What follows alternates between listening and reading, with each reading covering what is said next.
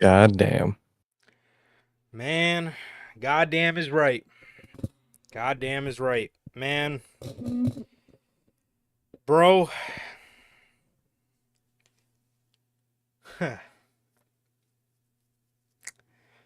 Man. Oh man. I don't even know I don't even know what to say to you guys right now, man. I don't even know what to say to you guys, bro.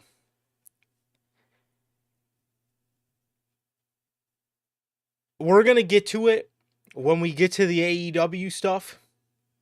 But bro, if that wasn't one of the worst fucking dynamites I've ever seen in my entire life, and I'm genuinely getting so sick and fucking tired of that company, that show, that booker. I'm getting tired of it all. I'm genuinely, I've had it about up to fucking here with AEW Dynamite, and God. I can't wait to talk about it, bro. And obviously, we're gonna end you guys with the AEW WrestleDream predictions, but dude, we got a bunch of AEW news, and it's really infuriating. But bro, Mm. man, I couldn't even wait till unscripted. They're honestly lucky I didn't go live Tuesday night and absolutely scream my fucking head off, because that was one of the most infuriating episodes of AEW Dynamite I have ever watched, and I've been gritting my fucking teeth thinking about it all week. Mm. Bro, I don't know, man. I don't know. But was there anything you wanted to say as a precursor to this week's AEW Dynamite festivities? Yeah, from what I've seen with Dynamite, that episode was, absolute dog shit. And just shit around the company right now is just, it's not a good look, man. And it's really just so nonsensical and confusing. And fucking Tony Khan keeps the business side just as confusing as his booking side. And I can't wait to talk about this shit. What is going on, everybody? Welcome back to another edition of NHP, man. This is episode 235. Here are the news here today for you guys, man. And welcome back. Like I said, welcome back to another edition of NHP. And welcome back to another edition of the news. If this is your first time watching, guys, do not know how the show works. Every Monday after Monday Night Raw, we are on here live directly after the show goes off the air. Or live directly after Monday Night Raw goes off the air, with Unscripted. And for the pay-per-views for AEW and WWE, we are live directly after the show, after the pay-per-view or premium live event goes off the air as well. Speaking of that, we will be live tomorrow night for AEW's WrestleDream. So stay tuned for that, man. And yeah, so if you guys did miss this episode, this Monday's edition of Unscripted, that is, how did WWE adapt to a 2-hour Raw after night one, man? We talked about all things. We talked about Monday Night Raw. We talked about Dynamite 5-year anniversary. We talked about all that good stuff, man. And if you guys did miss episode 216 of Unscripted, that is available for you guys on all platforms. That's Anchor, Spotify, Google Podcasts, Apple Podcasts. And if you want to see it first, join us right here live every Monday after Monday Night Raw with Unscripted, man. And also, man, if you guys have not got a chance to get your hands on some of the official NHP merchandise, you guys can now find this live on the merch shop. That is bonfire.com. Link is at the top of the description of this very video, where you can get the brand new t-shirt to commemorate the rebrand of NHP. And following us along for the next chapter, you guys can get the merch to commemorate it live on the merch shop. That is bonfire.com. Link is at the top of the description of this very video, man. Also, if this is your first time watching and you guys do not know who we are here at NHP, I am Johnny, one half of the host of this very show. And as for the other half, we got my man Sir K here. How the hell are you, bro? I'm doing good, man. I'm doing good. Just been chilling out, man. Been chilling out, been pretty normal. Lately been pretty normal. Back to getting shit done, so that's good. And it's just been good, man. Shit's been It's been good. It's just been chilling, man. Just been chilling. Been pretty good lately. It's WrestleDream weekend, man. So there's that. Usually say I'm excited, but after Tuesday and after, the whole recent news collection of AEW, I wouldn't say I'm too excited, man. Um, so it's WrestleDream weekend. That's a thing, and yeah, man, I've been doing good. Like Durante always asks, how's life? How's the family? Life's good. Family's good. How is everybody doing in the live chat? How is everyone doing in the replay? And what about you, bro? How are you doing? I'm doing okay. I'm doing okay, man. Yeah, everything's fine over here, bro. Everything's fine over here. Yeah, doing all right, doing pretty good, and just chilling, bro. Just chilling. The usual, bro. The usual. Getting ready for obviously WrestleDream tomorrow, and just getting ready for yeah, getting ready for WrestleDream, and obviously we got another month's worth of television before we get to Crown Jewel in full gear, and as we go into the later half of the year, man. So, yeah, so that's exciting, bro. But yeah, nothing too much whatsoever, man. So as Durante always asks, I'm good, family's good. What about you, Durante? Logan, Bell, naysayers. OG, how are you guys doing? And thank you guys for being here as always. As you know, we always appreciate having you guys join us on your Friday evening, man. So, God, um, man, eh, like I said, bro, I cannot wait. I cannot wait. Obviously, we're gonna end you guys with the AEW stories, bros. Being that we're ending the show with the Wrestle Dream predictions. So we're gonna start you guys off with all the WWE stuff, and man, let me tell you, bro, I can't wait till we get to these AEW stories because this is ridiculous. This is absolutely fucking ridiculous, man. But anyways, we're gonna start you guys off with a report from WrestleVotes Radio as of a couple days ago, on the 9th, so 2 days ago, they reported, though the idea is not finalized,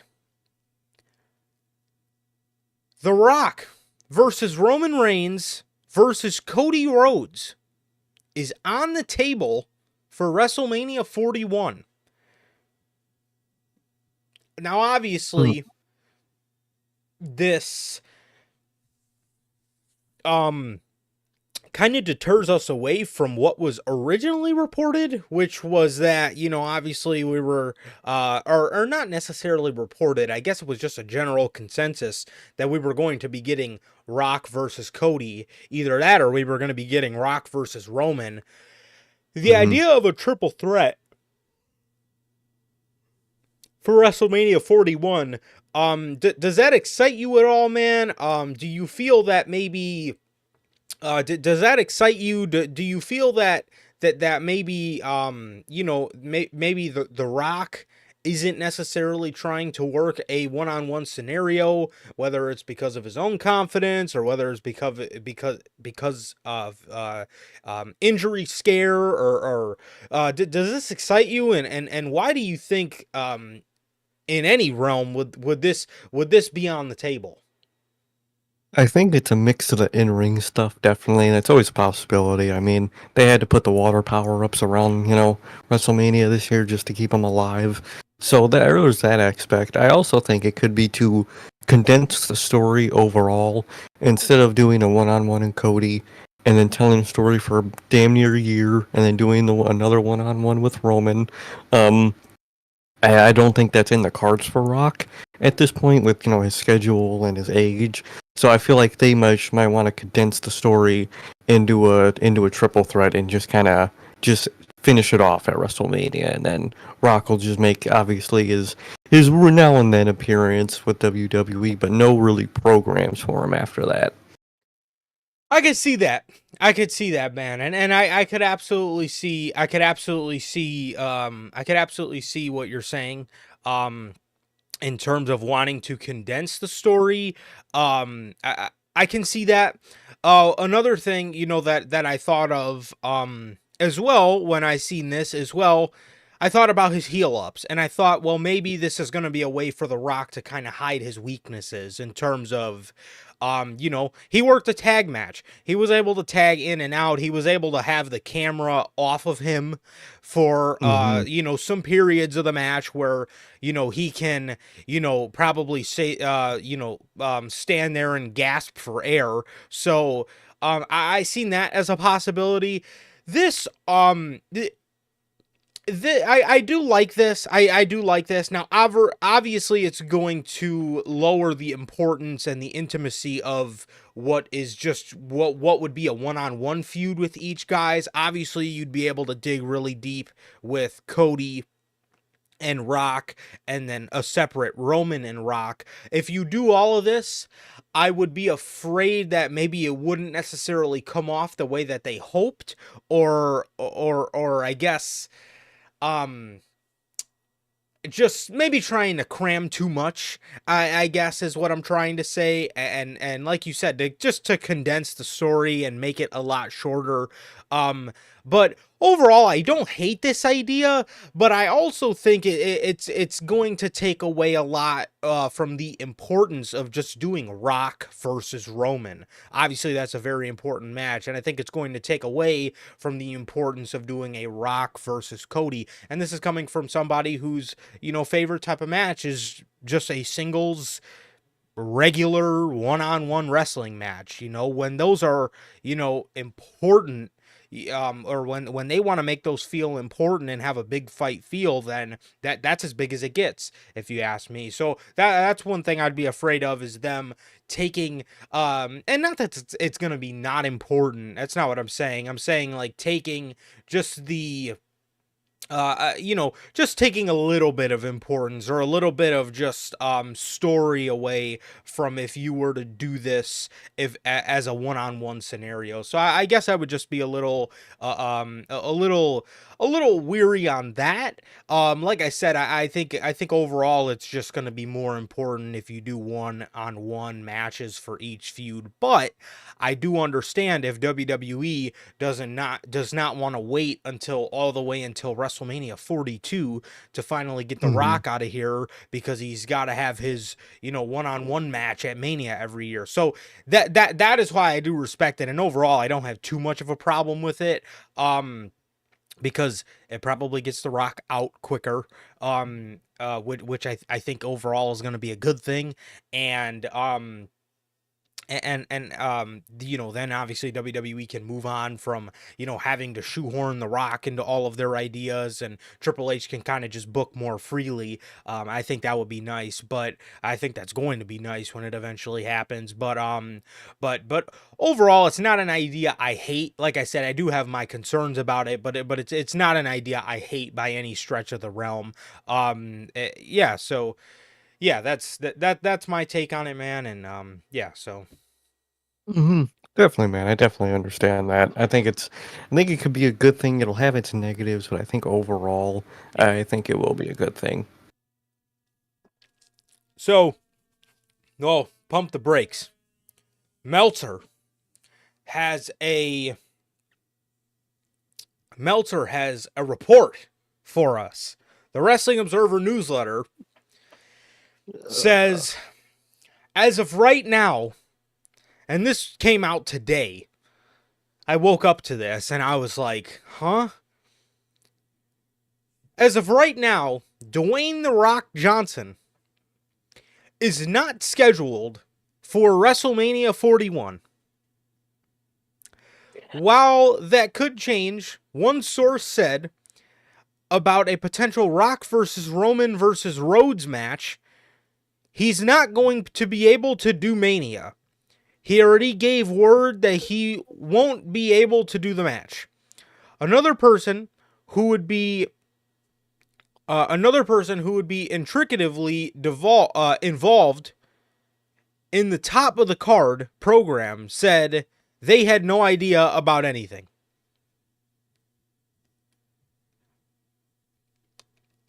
It's to the point. I genuinely am starting to feel bad for Meltzer and the Wrestling Observer because, bro, when I tell you WWE do this man and his platform so dirty, I'm not Oh, dude, it's I am insane. not playing, bro. Bro, it's like it's so sad, bro. Like, dog, who fed him this story? That's what I want to know. Who fed him this goddamn story? Bro, oh my god. Do you honestly expect anybody to believe that The Rock is going to miss WrestleMania 41? This is the same WrestleMania 41 that I don't care what anybody says. The Rock had a major hand in bringing to Las Vegas in the first place. Oh WWE was yeah, getting ready to pack up and send the fucking production trucks to Minneapolis, Minnesota, along with your and, boys. and Rock said, "Hold up, I'm doing this differently." Dude, Rock had a huge hand in putting WrestleMania 41 in Vegas in the first place because he wanted to have a big match on the show. As a matter of fact, Cody Rhodes was just on an interview saying what we have planned for WrestleMania 41 is the biggest WrestleMania main event of all time. Now, obviously, they say that every year, but you don't think It's actually what true. what what do you think Cody is talking about? What do you think? Do you think Cody's talking about another for the third straight year in a row, him versus Roman Reigns? No, that's not the No, biggest WrestleMania main event of all time. We've already seen it twice other times. You know, is the third match going to succumb to what the last two matches were? No, that's not the biggest no, WrestleMania main event of all time. It obviously includes The Rock. You think he's going to say that and now The Rock all of a sudden isn't going to be at WrestleMania? Again, at this point, I can't even get mad at the Observer anymore because, bro, I'm almost starting to feel bad for them. These stories that WWE feeds them are so fucking laughable. It is ridiculous. You genuinely expect me to believe The Rock is not going to be at the WrestleMania that he had a hand in picking the location for? Come on, like, bro. come on, people. I feel so bad for Meltzer. I really don't even know why he's reporting it. I mean, he has to know it's bullshit. He has He's to. got to. Bro, oh man. I don't know, man. I don't know. And then it says at the bottom here, another person who would be involved in the program said that they had no idea about anything. Ah, Ugh, God. good old God. Good What old the fuck, Meltzer. man? Man, Just again, doesn't bro. know. It's to the point where I'm genuinely starting to feel sorry for this man. They feed him the most egregious bullshit that you've ever heard of.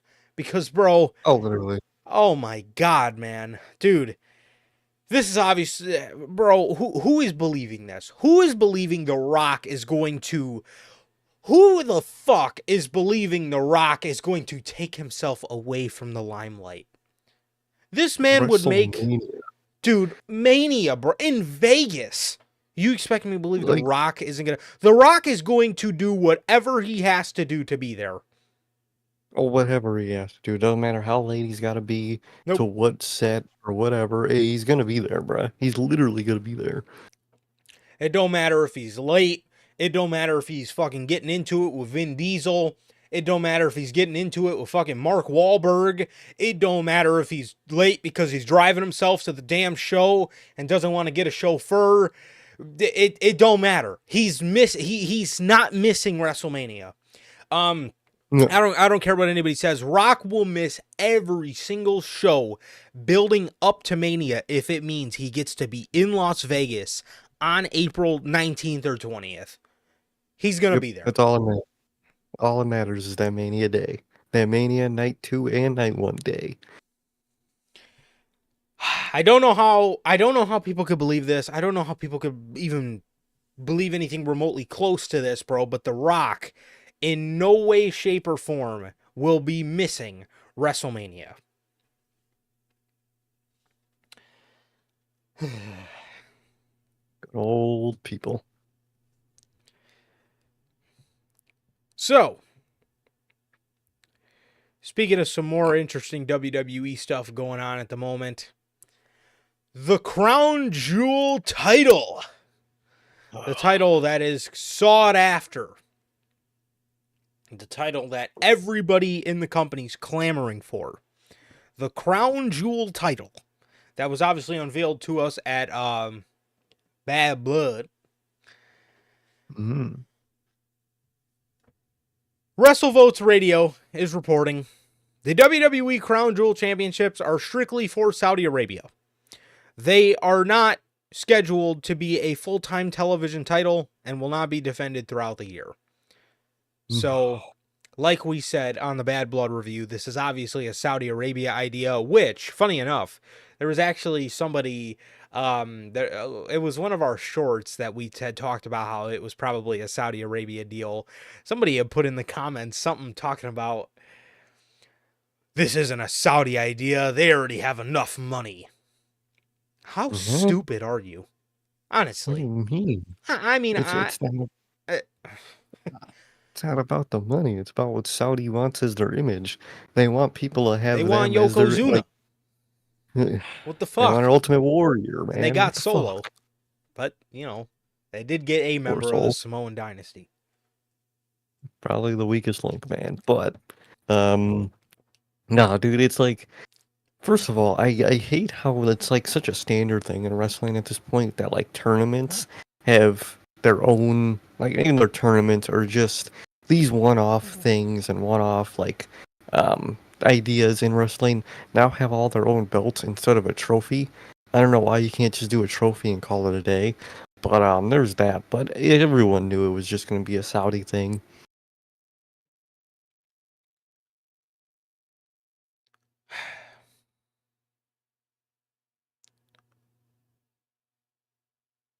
Man. See, well, dude, I completely agree, bro. I completely agree, dude. It almost seems, and that's the weird thing too, because Saudi, there was a time where they were doing a lot of trophies, which WWE made some really ugly trophies, but they were doing trophies for a while. And then obviously we got the infamous from the very first Saudi Arabia show. We got the big green belt, right? We got the big green Saudi belt that Braun Strowman, still holds to this day. This is obviously so stupid, bro. This is obviously so stupid. This is such a stupid Saudi Arabia idea. Let's put two world champions against each other, and one of them's got to lose. Again, like I said on the Bad Blood review, I know a lot of people, a lot of people on social media were upset about our opinion on protecting the champion, because apparently it's a joke to protect your fucking champion. Apparently that's a joke. That's like making a Batman movie and not protecting Batman. He's fucking Batman. You have to protect it. Or it's like fucking it's like making a Batman movie having the set villain and not protecting the villain. You have to protect the villain, as you have to protect the fucking protagonist, bro. And then obviously at the end, one of them loses, unless you're The Rock in Hollywood, but one of them ends up losing, obviously, and then they put the other guy over. Like in the fucking Batman. Like, I'm going to use Batman for my fucking analogy. The Riddler, protected throughout the whole show. Guy was running around Gotham, murdering everybody, killing motherfuckers with the carpet tool, doing all this type of crazy shit, writing on people's fucking heads, taping people's heads. We have a shirt based off of that scene because it's so fucking cool. He was protected. And at the end, he puts Batman over. He fucking, Batman, he puts him in jail. He puts him in jail. I mean, Riddler kind of sort of got the last laugh by fucking completely blowing up Gotham, but you get the point. You just kill me with that shit. Riddler put Batman over. He fucking That's put him over. It's the greatest sentence I've ever heard. He put him over, bro. I mean, sort of. I mean, again, he blew up Gotham, but like in the end, Riddler did have some heat in Gotham. You could say that. He did have some fucking heat in Gotham, bro. He had a lot of heat in Gotham. Like, bro, what the fuck? But apparently, to wrestling fans, it's a huge deal, and champions don't need to be protected all of a sudden. Like, what mindset are you people? What? Like, you know, oh my god, dude. Vince, bro, he... It's got this man talking about Vince, bro. That's how fucking bad of a decision this is. This is a Vince move, bro. And then, dude, they fucking... Hold up, bro. Golly. Dude, they fucking put these... they put these two champions together. That is one thing Triple H actively went against in the Survivor Series, bro. Like, that is why we moved to War Games. Because Triple H thought the brand versus brand, champion versus champion shit was played out. And we do it again here. At least, like, the brand versus brand had the brand versus brand thing to fall back on. But this literally is nothing. This is literally just for nothing. Like, nothing. It's the most pointless shit ever. It's so dumb. I don't know why they did this. Just do a generic tournament for a world title shot. Just do that. There's something. You have Cody or Gunther having to put one of the other over for no reason. No reason. No reason.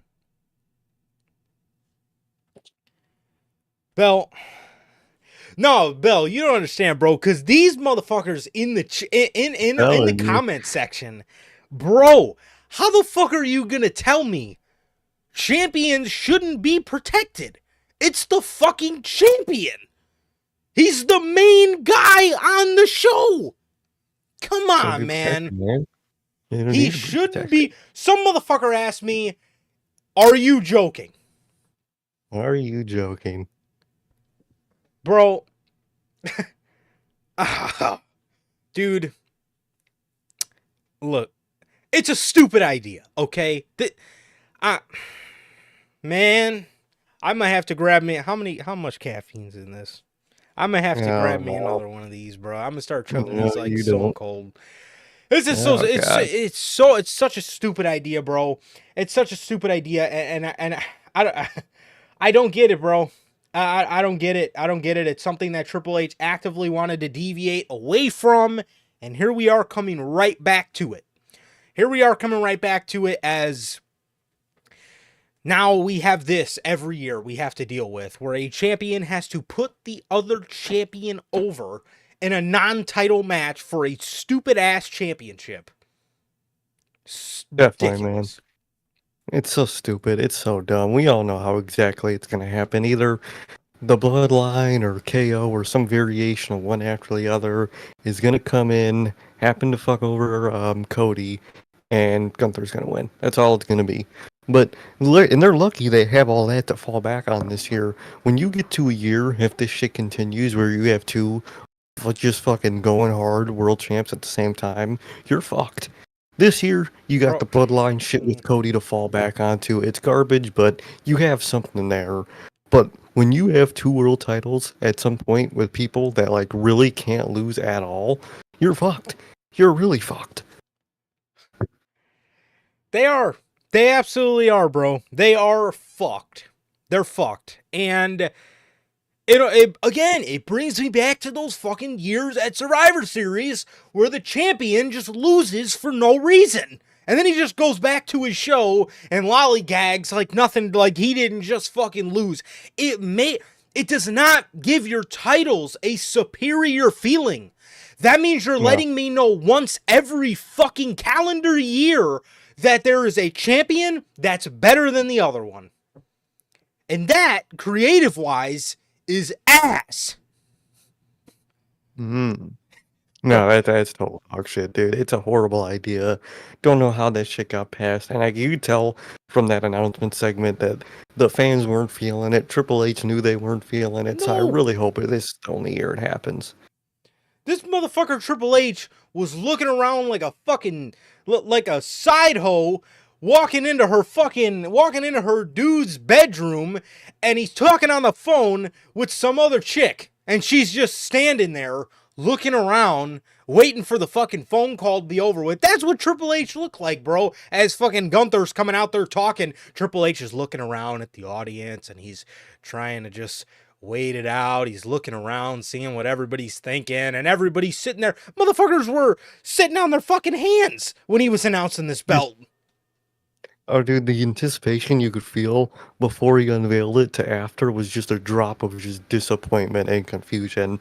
It was just the most, oh, what the fuck? That's the whole reaction of everybody watching and everybody in the arena. It was a horrible announcement. I don't know, man. I don't know. I'm not fucking with it. I don't think any of us are fucking with it. I don't like it. I don't fucking like it. It's typical Vince move.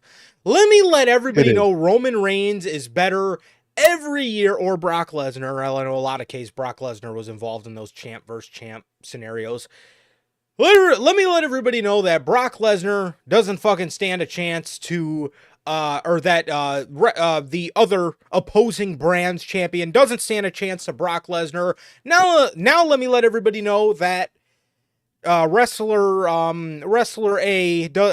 B in this case doesn't stand a chance to Roman Reigns every fucking year, and he's the superior champ, and they get to go back to their show and fend for their self. Stupid as fuck, bro. It's stupid. Okay? No, it's dumb as shit.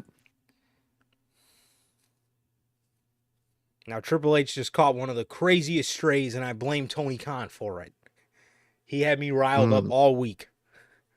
He did. This dude, the night that Tuesday night when we got, in the Discord just talking, hanging out later that night, man, one of our friends asked this man, how did that Dynamite go?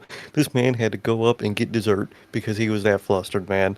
This shit was something else. That's how fucking pissed this man was. I was talking about Dynamite with my guys, Sir K and, our boy Flex.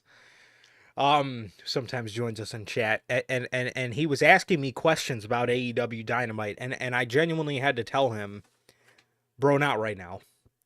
I genuinely had to fucking tell him, bro, please stop. Just give me like 30 fucking minutes. I'm gonna sit here at my desk and I'm gonna eat. What the fuck was I eating that night? I think I was eating Biscoff fucking cookies. I think I had to sit here and eat my fucking cookies, in silence, just for a second, because, God, yeah. Okay. Def Rebel. Some good news. Let's get on to some good news to make a mood change. Oh, trust me. Yeah, I know the storm's coming. That was the calm before the storm. That's the fucking calm. I can't imagine the storm. WrestleVotes is reporting the reports of WWE dropping Def Rebel. Yeah, we're going to throw Vince in there too, because it's a Vince formula of booking, and Vince put us in this stupid-ass Saudi Arabia boat to begin with.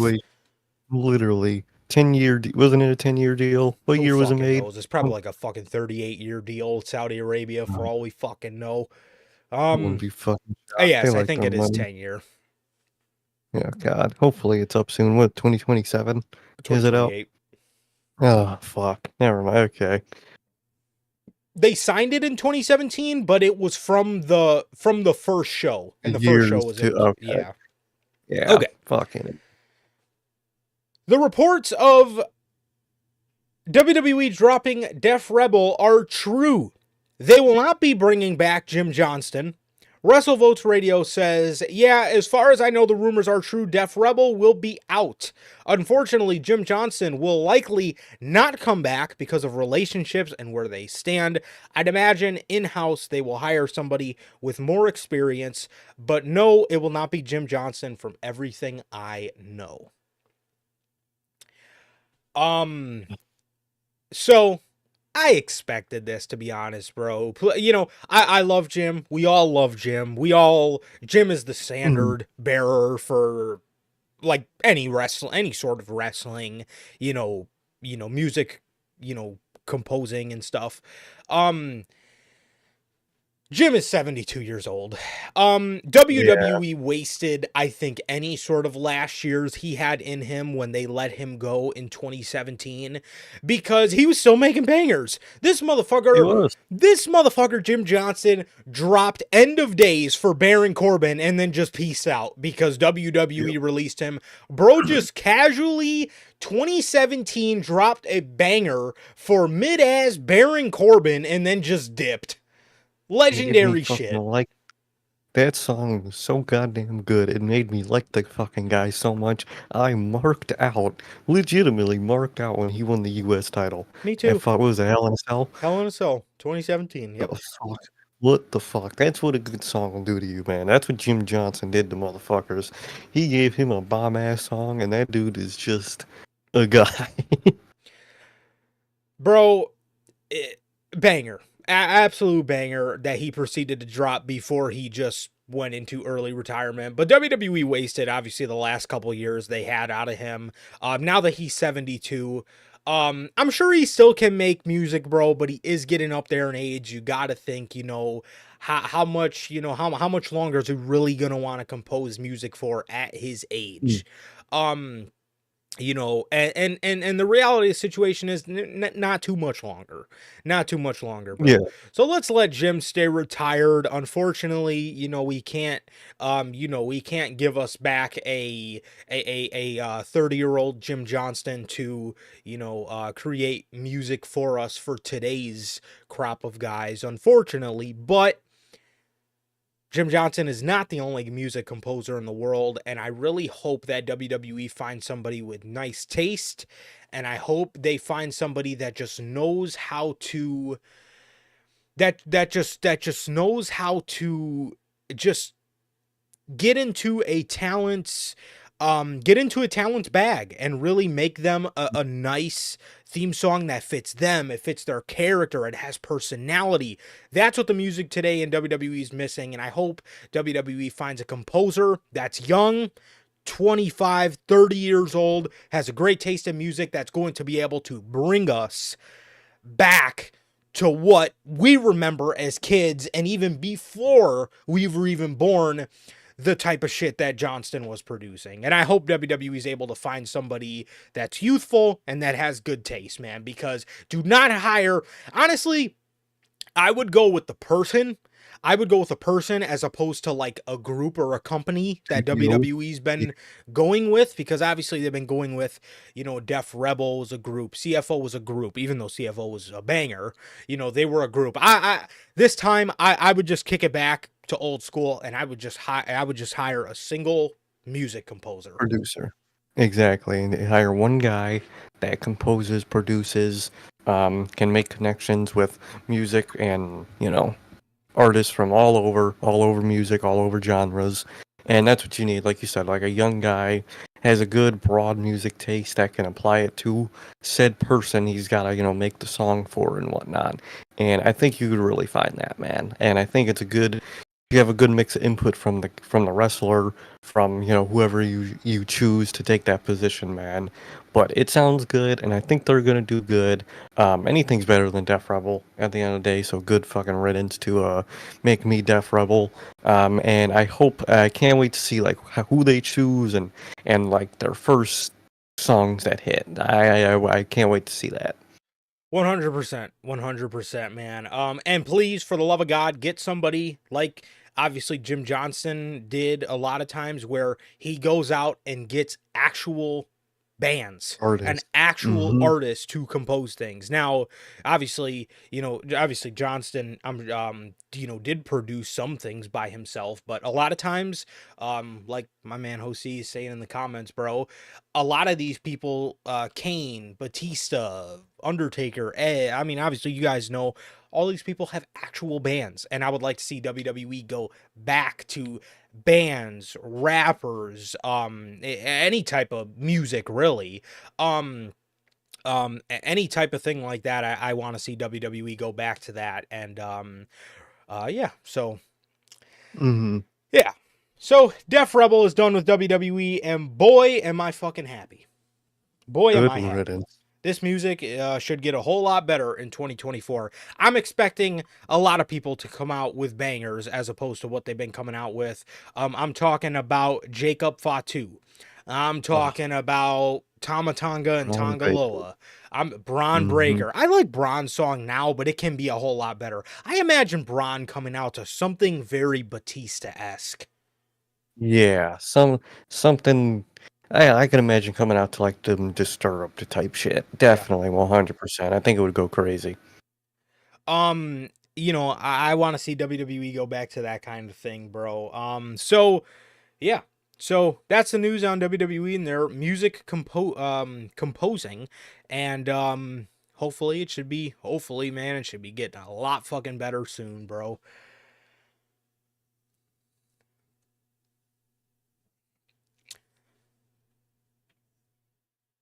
Oh, one last thing. Please just pay them out for head of the table. Let them keep Oh, what is it called? Not born for I am greatness. Let them keep I that. am great. Please get head of the table back before they go. Please. Because my God. So, WWE, the WWE Netflix deal in the UK. Listen up, Bell. This is for you. Yeah, exactly. The WWE Netflix deal in the UK will come into effect with SmackDown airing live on January 4th, 2025. Netflix in the UK will have everything from Raw, SmackDown, NXT, and premium live events.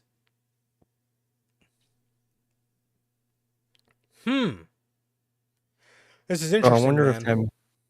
that wonder if that means they're finally losing the network. Because I know they still got the network, so I wonder if means they're going to lose the network after all these years.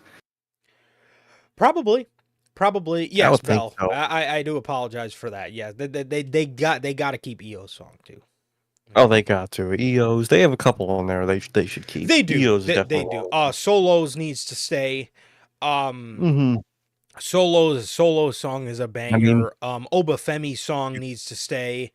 you could get the weekend for Solo. It might be fit. It Oh might fit him God, more at this point. that probably would. Um, yeah, but solo song needs to stay. Obafemi song needs to stay. Roman, head of the table needs to come back. EO's Mm-hmm. song should stay. Um, Yeah, there's a couple in there. yeah, there is for sure. Yeah, but the majority of their shit, fucking take them all. New Catch Republic, DIY, Pete Dunne, Sheamus, um, You all the above. Take them back. Um, so, yeah. So for you UK viewers. This is exciting news. Obviously, you guys are going to be getting everything as opposed to us. We will just be getting Monday Night Raw. So you guys are going to have a very easy way to watch the shows. And it seems like Bell's saying the WWE network in the UK is going away. It's going away, and they're damn. just going to be all on. It's going to be all on. What's his face? It's going to be all on Netflix. Netflix. So Mm-hmm. yeah. That is the That's news good. on that. Actually, for the U.S. audience, according to the Wrestling Observer newsletter, it's far from a done deal. But within Peacock, there is some feeling that in early 2026, when the WWE streaming contract expires, WWE will move everything to Netflix. Had a feeling. I think we all predicted this. Yeah, 100%. And I think they kept SmackDown on USA just as a backup plan in case Raw on Netflix didn't work. Mm-hmm. Just in case Raw on Netflix didn't work, I think they had it as a backup. I think they decided to just keep that door open. The whole Netflix thing works out, which I think it will for WWE. I fully expect I fully expect SmackDown to head over to Netflix when their deal is up as well.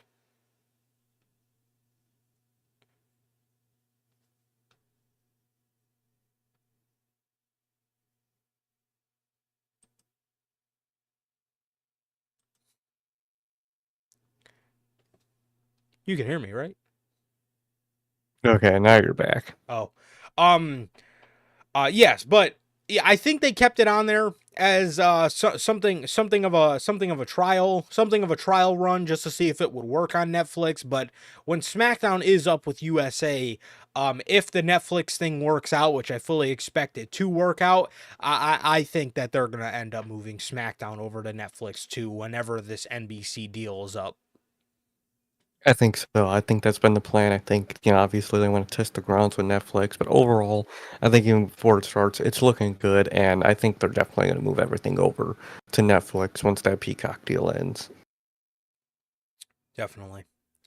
Definitely, man. And speaking of deals, man, the Motor City Machine Guns. Obviously, we all know they have signed deals with WWE. And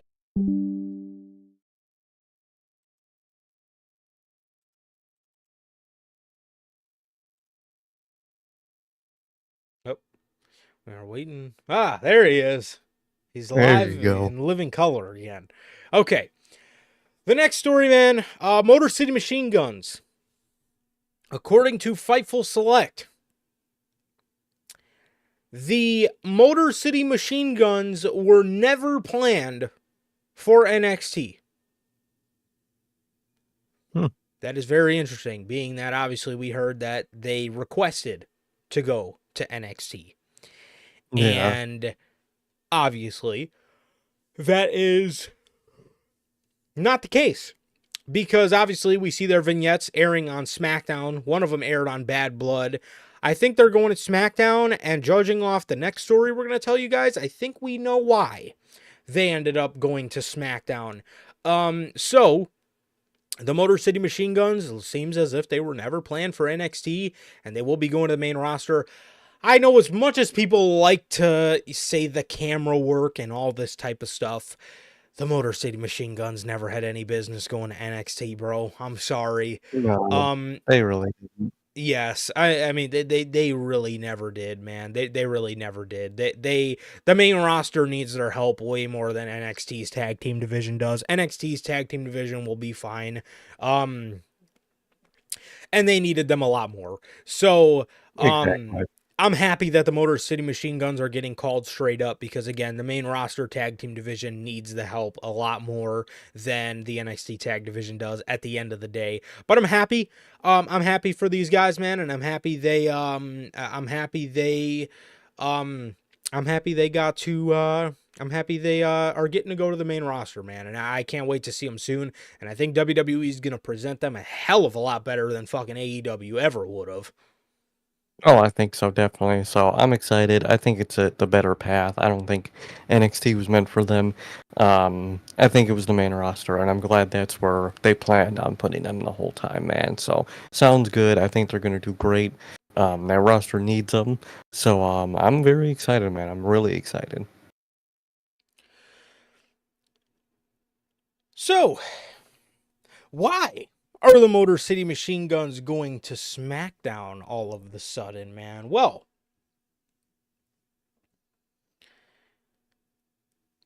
after being asked if there was any heat on the Lucha Bros within AEW, Ibu of Wrestle Purist said on the Dynamite and NXT review, people other than Tony Khan don't have strong feelings on the situation. As for Tony, he likes Rey Fenix. He's always liked and respected Ray. He just felt if he let things slide, then other people were going to start taking advantage of him, and it was going to lead to a damn breaking. So they're fucked. And Penta has another month, and Phoenix has another 9 to 10. Tony found out that there was a plan for them on SmackDown. By the way, and also inform this, take a wild guess who leaked that one backstage in AEW. Whether AEW plans to use the Lucha Bros before their contracts expire is currently unknown. The tag team have been off TV since the summer. So that's what it's about. Tony, the dam broke back in 2022, bro. What are you talking about? The dam been broke. The dam broke with Brawl Out. That was the dam breaking. It's been flooded ever fucking since. You're just trying to fucking flush out the water, and now you're just dumping water back in like a fucking dummy. He's trying to clean a he's trying to clean a tsunami with a regular home sub pump. Literally, all this is Tony Khan realized they were going to be used on the main roster and probably used good, got jealous, and said, well, they can't outdo me, man, so they're going to have to wait. I can't let them outdo me like that. That's all it is. It has nothing to do with people backstage and their opinion on Tony or, their contracts or whatever, because all it will be on is for people to leave. And boo-hoo, that's how the business works. People want to leave sometimes. I'd rather have people that want to stay than people that want to leave. So if you want to leave, go ahead. Come on, dog. What the fuck are you doing here? Tony, I don't understand how you misconstrued being taken advantage of for being petty. Being taken advantage of is people fighting backstage in your locker room, people bullying other people backstage in your locker room, people, I don't know, people booking themselves on television that have no fucking spot on there. How about all the other problems on Dynamite? How about that? How about all the fucking wrong shit that is wrong with AEW Dynamite? And there's a laundry list of it. Especially after this week. And you're concerned about, I don't want people taking advantage of you. So Ray Phoenix getting injured in your company, on your watch, is him taking advantage of you? Like, what? How is people just leaving, taking advantage of it? And then I saw people, obviously AEW elitists, some of the dumbest people on the planet, in the replies to the post about this news, and they're talking, oh, people are comparing this to when WWE would let Ali leave. It's completely different. The Lucha Bros went behind his back and were making deals with WWE. Dog, I hate to break it to you, that's how the business works.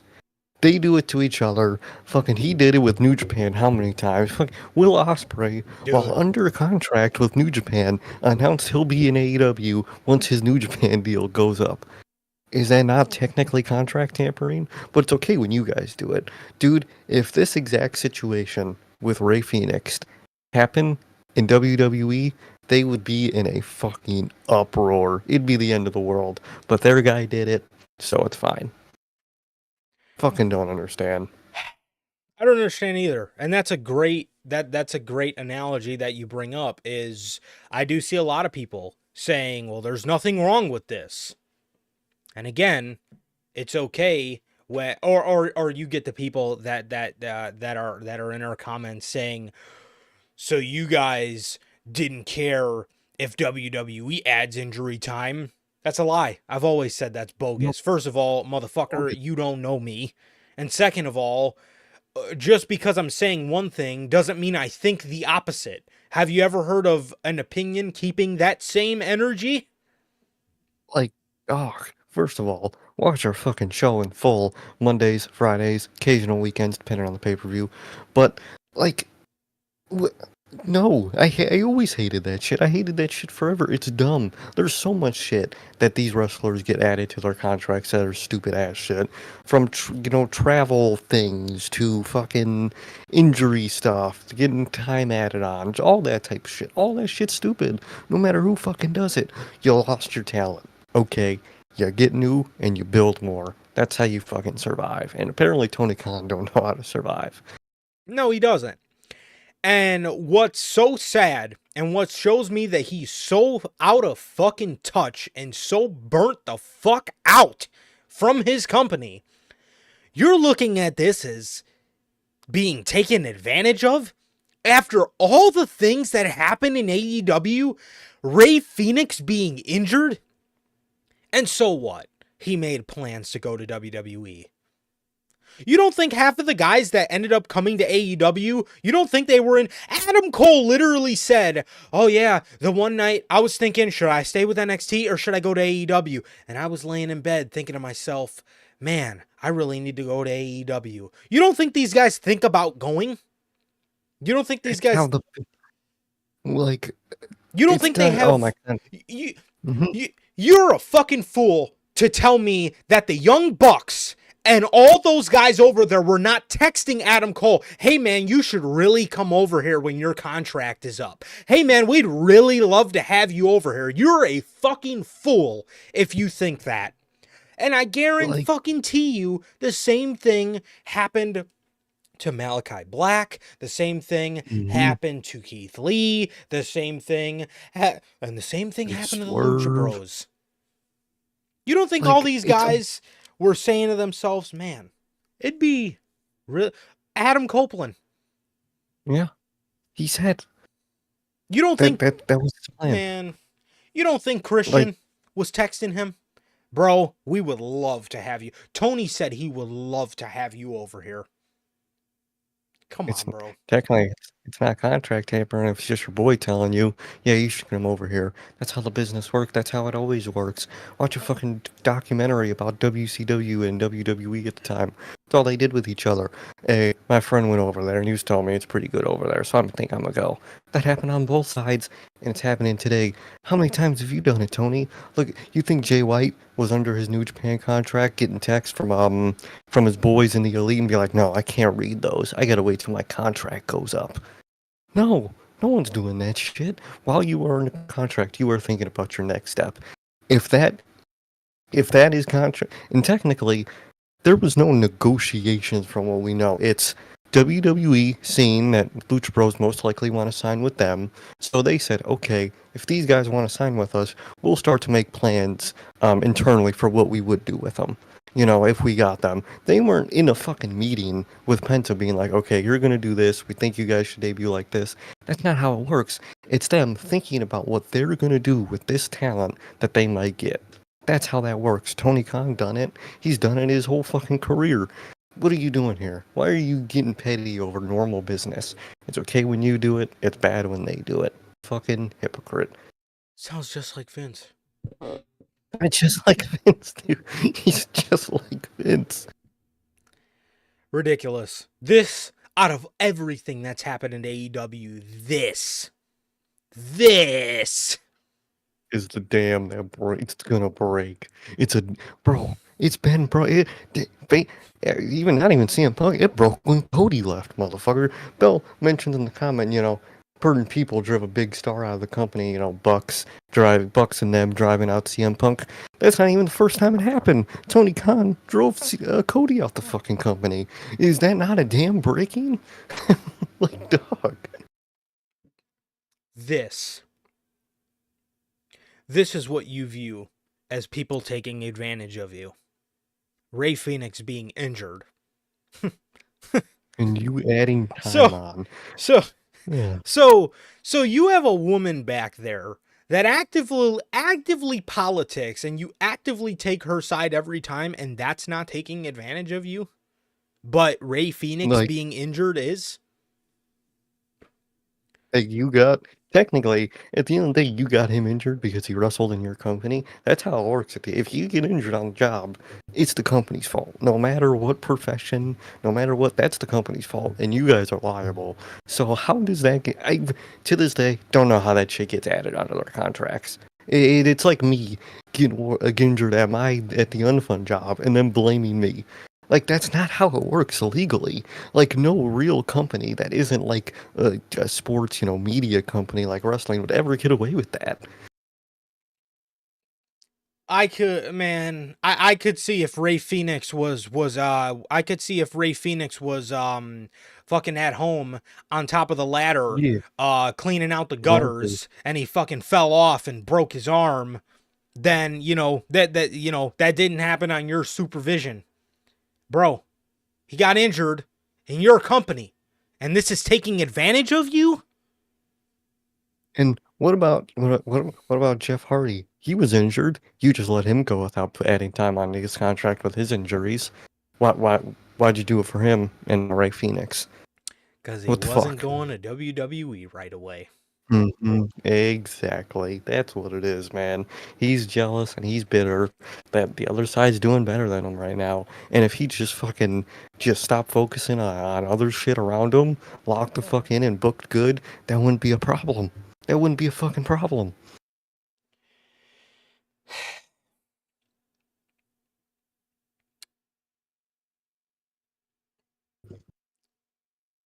Bell brings a great point. She says, I assume Tony is probably pissed at Buddy for letting Rhea about to sign to WWE. That's another example.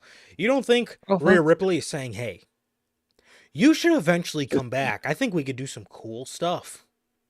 Triple H always liked you. Come on back.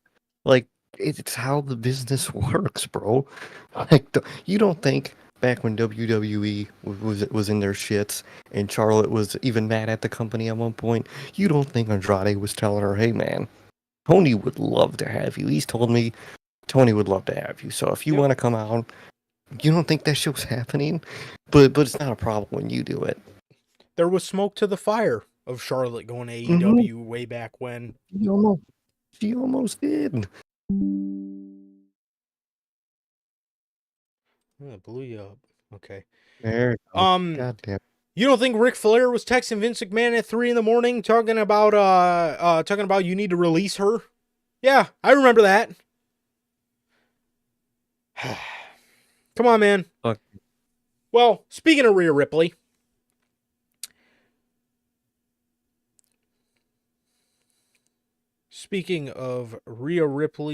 where'd it go?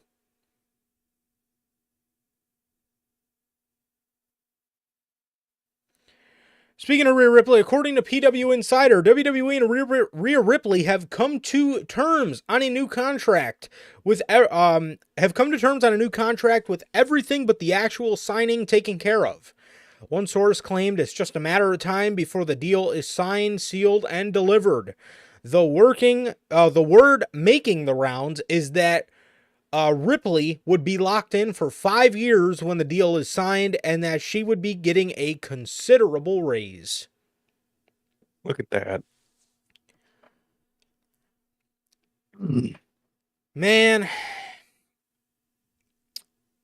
this is obviously very good news, man. This is very good news, and I fully expect Rhea Ripley to be one of the highest paid women in WWE because she is basically like the face of their women's division in this new era in this Triple H administration. She is again, she is one of the most protected, and she's one of the most protected characters on the show, and um she deserves it. She deserves it. She's on top of her game right now, and she's the best right now in all of women's wrestling, man. And so she deserves it, and I'm happy for her, and I'm happy that everything got sorted out with the two, and they were able to come to a nice deal for her because she absolutely deserves that. Well, 100%, man. She's probably the biggest name in the women's division right now. I would say everyone knows her. Everyone that isn't a wrestling fan knows her. So good for her on this deal, man. And I'm glad she got that raise, man. Good for her. You know, another thing too with that whole Tony Khan and Ray Phoenix situation, Adam Copeland didn't sign his WrestleDream, didn't sign his contract to debut at WrestleDream until a couple days before the show. Do you mean to tell me Christian and Tony Khan never had a single conversation about how they would debut Adam Copeland and he wasn't even signed with the company yet? Like, come on. What are you doing here? Come on, bro. Jesse Ventura. Jesse Ventura has announced on his Substack that he has signed a Legends deal with the WWE. He says, hell has frozen over. I'm back with WWE. I'm actually very happy for Jesse. I'm very happy for Jesse. Obviously, we all know what happened with him and his boy, Mr. Terry Bollea. Ratted on him, and he did not put him over. He ratted on him, and you know, obviously that soured the hell out of his relationship with Vince, his relationship with Hogan, his relationship with the company in general. And Jesse was basically blackballed from the company for many, many, many, many years. And it's so nice to see him back because at the end of the day, this man was trying to put a stop to the rights that they had as workers, as wrestlers. And, you know, Hogan just had to go and fuck him over. But I'm glad he's back with the company, and I'm glad that he ended up getting what he deserved, and that was not to be blackballed. So I'm happy for Exactly. Jesse. Definitely, I'm very happy, man. If it wasn't for Hogan, we might not even be in this Ray Phoenix situation, which is the craziest thing to think about. But because, you know, Hogan's selfish, it ended up being other people selfish. So that's how the business goes, man. If only they could have boycotted what was it, Mania 2 they were gonna boycott? Or was it Yes, 2 or 3? it was. I I think it think it was was 2. two. I think it was 2, yeah. If only they were able to do that, get all their rights, man. But obviously they don't. Look at Ray Phoenix situation. So, but good for Jesse Ventura, man. It's had such a bad relationship with the company, and I've seen them. They've been doing a lot of little Legends deals. I've been seeing that just on my Twitter feed the last like 2 weeks. This person's got a Legend deal. This person's got a Legend deal, which is crazy because I thought TKO was really going to get rid of those Me too. because I saw them seeing that as like wasting money. So I'm glad that they don't, and I'm glad that they're doing this, man. Yeah, and it gives these guys. It gives these guys some sort of not a retirement plan, but almost. I mean, WWE's basically paying them to do nothing. Um, you know, whenever we're in town by you, if you want to stop by the arena, maybe make an appearance, you can do that, and we'll sell your merch Yeah, and all that. It's basically a retirement. It's basically a it is. retirement, and It's a 401k. pretty much. And pretty much, it is basically so. I guess about as good and as close as a retirement as you're going to get. And I honestly think what WWE was doing was getting rid of a lot of those Vince McMahon deals where he was really Yeah. taking care of his people, and he's really taking care of his people and paying them a shitload of money because either he's got some dirt on them or they got some dirt on him or their boys or whatever the case was, so he helps them out, man. But Triple H here, it's like I said, it's basically about as close to a retirement as you can get. Again, stop by the arenas, we'll sell your merch, blah blah blah, and you can go about your day and just be a legend. So yeah. Hmm.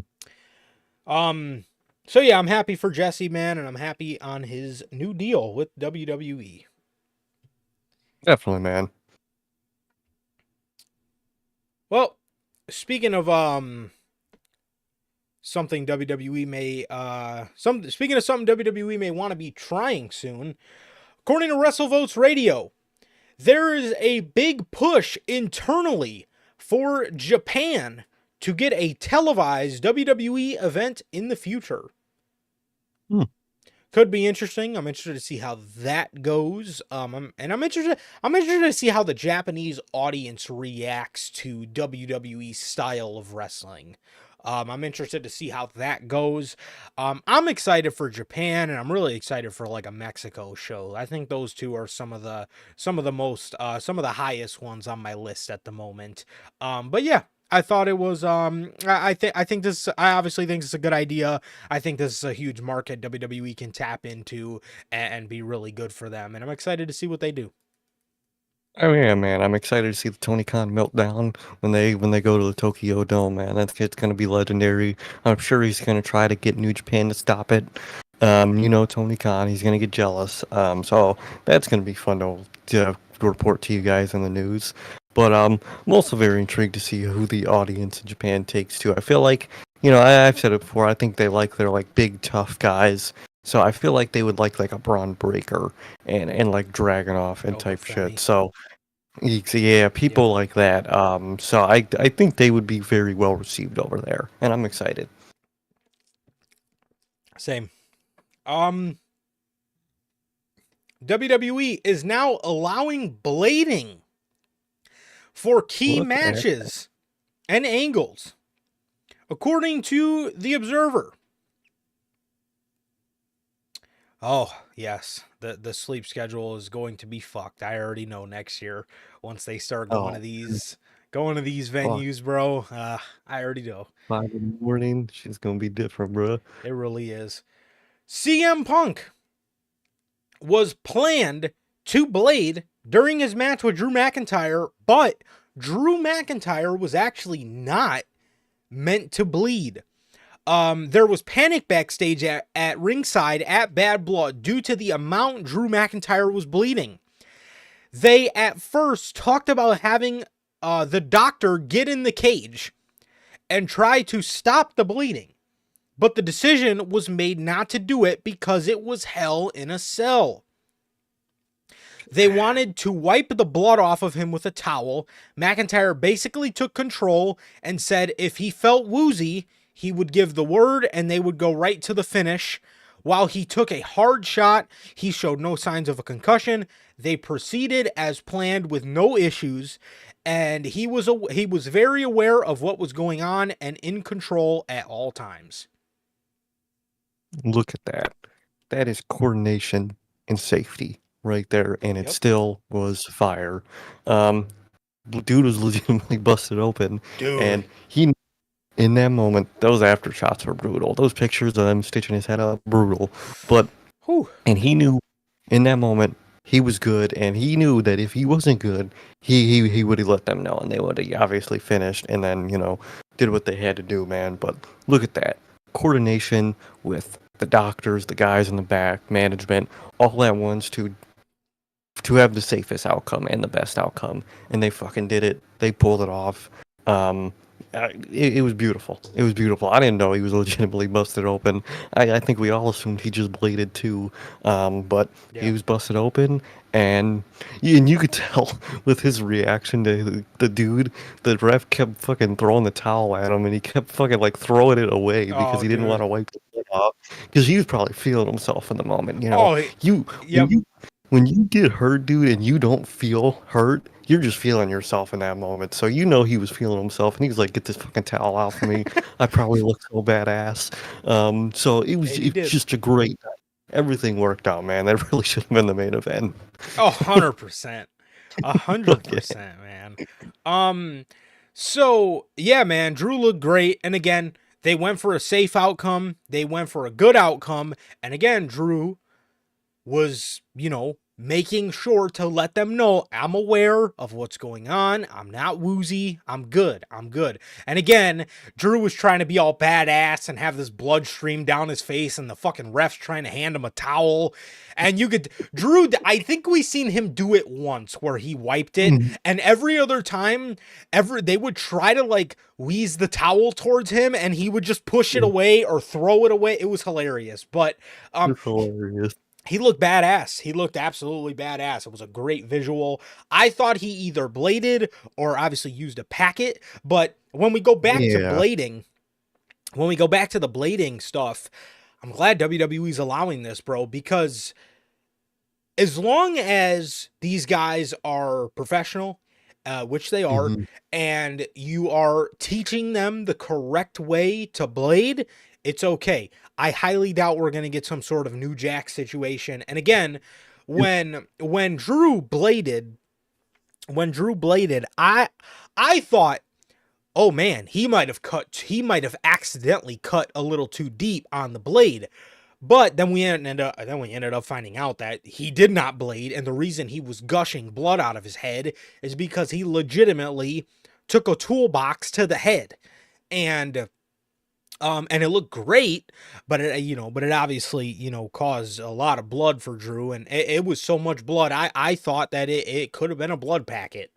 I genuinely thought it could have, bro. But legitimately, man, I thought it looked really good, and I'm glad WWE is going back to blading, but Mm-hmm. doing it, keeping it. And there was It didn't also matter. a part in the report where it talks about they do not want to overdo it, and they wanted to make Mm-hmm. that an emphasis. They do not want to ever overdo the blood.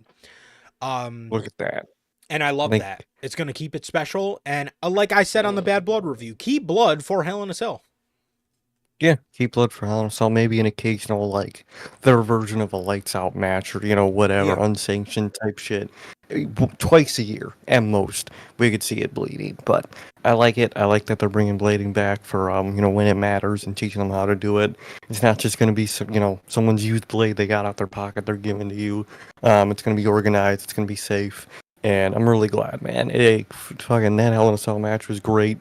And it was great production, obviously. So I'm glad that's what we're going to be getting. Yes. So, Bell, that's exactly what I'm talking about.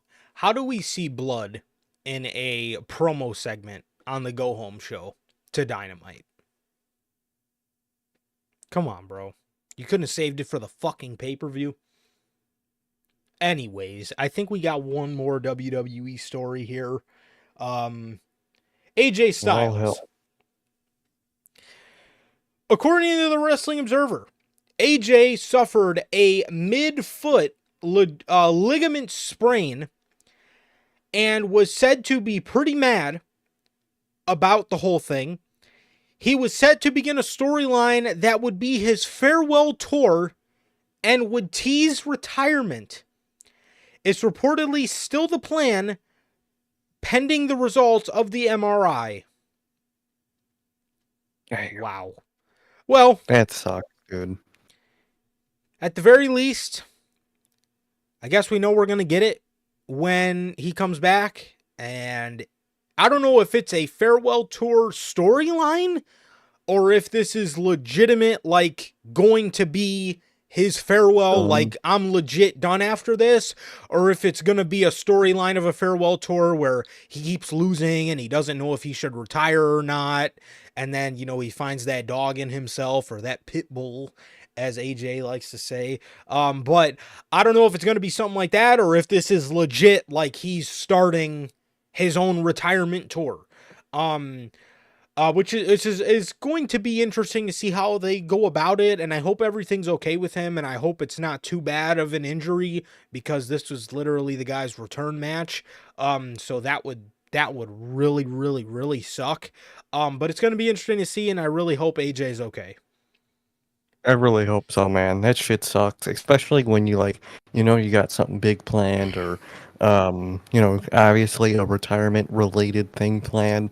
That's always unfortunate, man. And I hope the injury isn't too serious and he could, get back in safe whenever he can.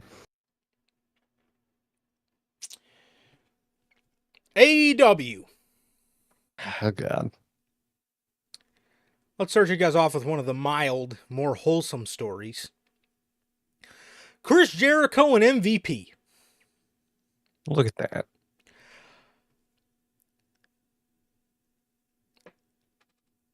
Jericho and MVP, according to Fightful Select, have squashed their beef, as the former U.S. champ went directly to Jericho's locker room during MVP's first night backstage in AEW. People within the promotion noted Jericho and MVP hashed out their issues and they won't have any problems moving forward. Jericho and MVP have been seen interacting backstage since they put their beef to rest. MVP received praise by many backstage in AEW for addressing the issues with Jericho directly. Look at that. Two adults had a problem with each other. Now they work together, so they squash the beef so it doesn't interfere with their job. The Look at that, first man. thing he did. That's really so difficult for people. Yeah, Just squash the beef. apparently. And it Apparently, it's came very at the detriment of the company. twice. Fuck. Twice. He addressed his issues with Jericho directly. MVP and Chris Jericho had a falling out over social and political issues, and their issues only worsened following a private exchange. The two wrestlers reportedly were involved in a physical exchange, or a physical altercation during Jericho's Rockin' Wrestling Rager at Sea, Part Dukes. The second wave in January of 2020 that resulted in Jericho being knocked out by MVP after heated words were exchanged. Jericho and MVP issues continued in a hotel lobby in May of 2022. MVP was at the hotel visiting friends and allegedly invited Jericho to step outside so they could handle their problems. Jericho declined, got into the elevator after saying he does not fight jobbers. Jericho and MVP, though, have reportedly squashed their issues after MVP's arrival in the company. Good. Good. This is what adults do. This is what multiple people should have done in AEW throughout its life. And I'm glad we're finally getting to adults. MVP nor Chris Jericho are executive vice presidents of the company. Neither of them. They're just guys. They are talent on the brand. And they squash their fucking beef like human beings. Wow. Wow. Boy, can that go a long way for the company. And now, these two are cool backstage. They interact with each other, actually. They're cool with each other. Boy, could this have saved a lot of shit in AEW if people would have just acted how these two acted. As a matter of fact, didn't Jericho meet with Punk after his beef with the Elite? Yeah, Jericho squashed it with Punk. His part, like any beef, just squashed it like an adult. And the executive vice presidents, that again, They can't. I'm not even just coming down on them. I love those guys. I do. Oh, they're great. I love those guys. I love the Elite. The Young Bucks are my favorite tag team of all time. I love Kenny Omega. I love all those guys. They couldn't squash their beef like adults. No, they couldn't. And it came at a detriment to their company. So as much as Jericho sucks on television right now, at least he has the fucking betterment of the product. Or betterment of the company, I mean. Really not the product. So, yeah. At least he has the betterment of the company in his mind. Literally. Good for him. MJF.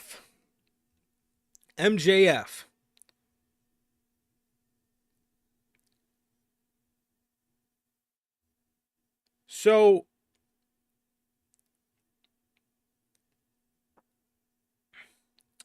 it seems, according to Fightful Select, MJF is in Happy Gilmore 2 in a significant role. He was filming throughout September, and he wrapped in the last week of the month. He's expected to be returning to AEW TV sooner rather than later. MJF has also secured another role in another movie featuring Justin Long and Ron Perlman. Wow. This man is dipping his foot in that water, bro. because He is. he's really testing out the acting waters, and it seems like MJF is going to be back soon. But being that he's secured a role in another movie, I don't know how long he's going to be back for, but seems like he's going to be back nonetheless. Um, so yeah, yeah, Yeah, good for him, dude. I think he's playing Adam Sandler's character as one of his sons he is. in the Yep. movie, so good for him, man. I saw that one clip that one, fan posted that, were, on set for the movie, and he looks pretty good, so I'm excited, man, and good for him, man. And he might have fucking scammed the fuck out of Tony Khan. Man got the Tony Khan money, and he's getting the Hollywood money. Good for him. Yeah, so MJF should be impending a return here, as I personally cannot wait for him to come back. But even in saying that, I genuinely mean this. He should have fucking went to WWE. He absolutely should Oh have yeah, went to WWE. 1,000%, man. I was holding off on saying it because I genuinely wanted to give the guy a chance because he's MJF, and I wanted to see how Tony Khan would go about booking him back. He should have went to WWE. They just reverted him back to classic, safe MJF. Well, speaking of the guy MJF is feuding with, Daniel Garcia. According to the Observer, over a month ago, people in WWE said that AEW offered Garcia a deal that was significantly higher, and they expected that he would take it. So Garcia, did you stay in AEW because this is where the best wrestle? Is that why you stayed? Did you stay there because this is where the best wrestle, or did you stay there? Or did you stay there because this is where wrestlers get the bag? Yeah, it's where they get paid the best. It's WCW, dude. You go there for the money, man. So, fucking man, I hope it works out, dude. I can only hope the best for this. I really hope so, dude. I hope it was the right decision for him. Me too, bro. Me too. Because, ooh, yeah, it might be a long road ahead for Daniel Garcia, and he might really, really come to regret this decision because what he's expecting and what he's hoping for, Tony Khan's not going to deliver on that promise. Does he deliver on anybody's promises? Does he? No, Daniel he doesn't. He Garcia always is expecting to have the company built on his back. Do you see that happening, Sergey? no, I don't. I have heard in the news that you know, AEW as a whole, they really want, apparently it's their words, they really want, him to be a key part of the company, and they're they're plotting in big stuff for him after his contract signing. I hope it's true. I don't have hope, but I do hope that that's true because it's what he's a fucking great talent. He can do it all, man. He really is like a fucking phenomenal young talent, He is. and I hope they fucking use him right, and I hope they use him significantly. I doubt it, but I hope for his sake, man. And I hope the deal ain't too long. I hope he signed a 3-year, so he could get his money, and then at what's still going to be a young age, go to the other side, man. Hopefully, bro. Hopefully, but again, like you said, I don't have hope, but I do hope for him that Hmm. that's the case because I would hate to see him Be waste. floundered like that.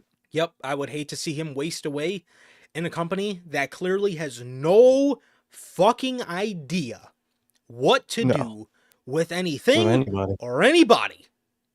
No, unless you're fucking a 5 match god. They even then they don't know what to do with you. They think they know what to do with you, but it's just a graphic. That's all this company is a graphic for a match. And I think Daniel Garcia and most of this, damn near all his roster is bigger than that. And this company does almost their whole roster a disservice. Yes, they do.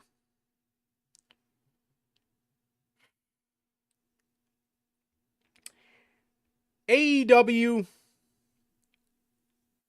and Fox. Oh, no, no, no. Sorry. Wrong story. Wrong story. That's the next one. Keith Lee. My bad. Keith Lee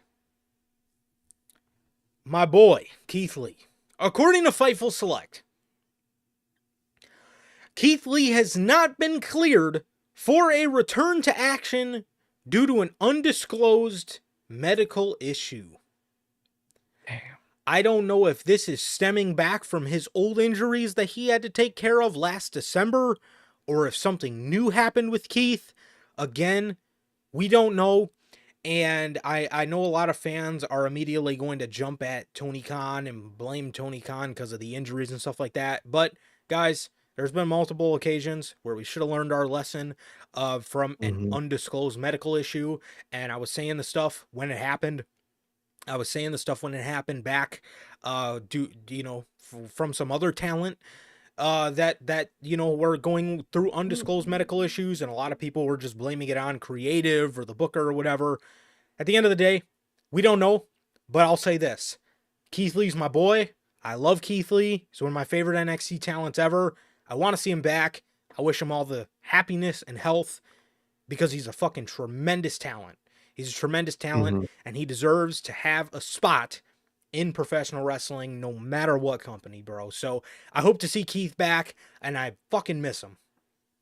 100%. I miss the guy so much, and I hope the best, man. I hope the best health outside the ring, man. I hope everything goes well, and I hope, if it's in the cards, to see him in the ring again, man. He's a phenomenal talent, and he's just a phenomenal fucking person all around. So I hope we get to see him, man. And I hope he gets healthy. You know how bad I want to see another Keith Lee banger? Come on, bro. I I want to fucking see it miss so bad. those. God, he's so good, bro. AEW and Fox. Here's hell. AEW and Fox. So,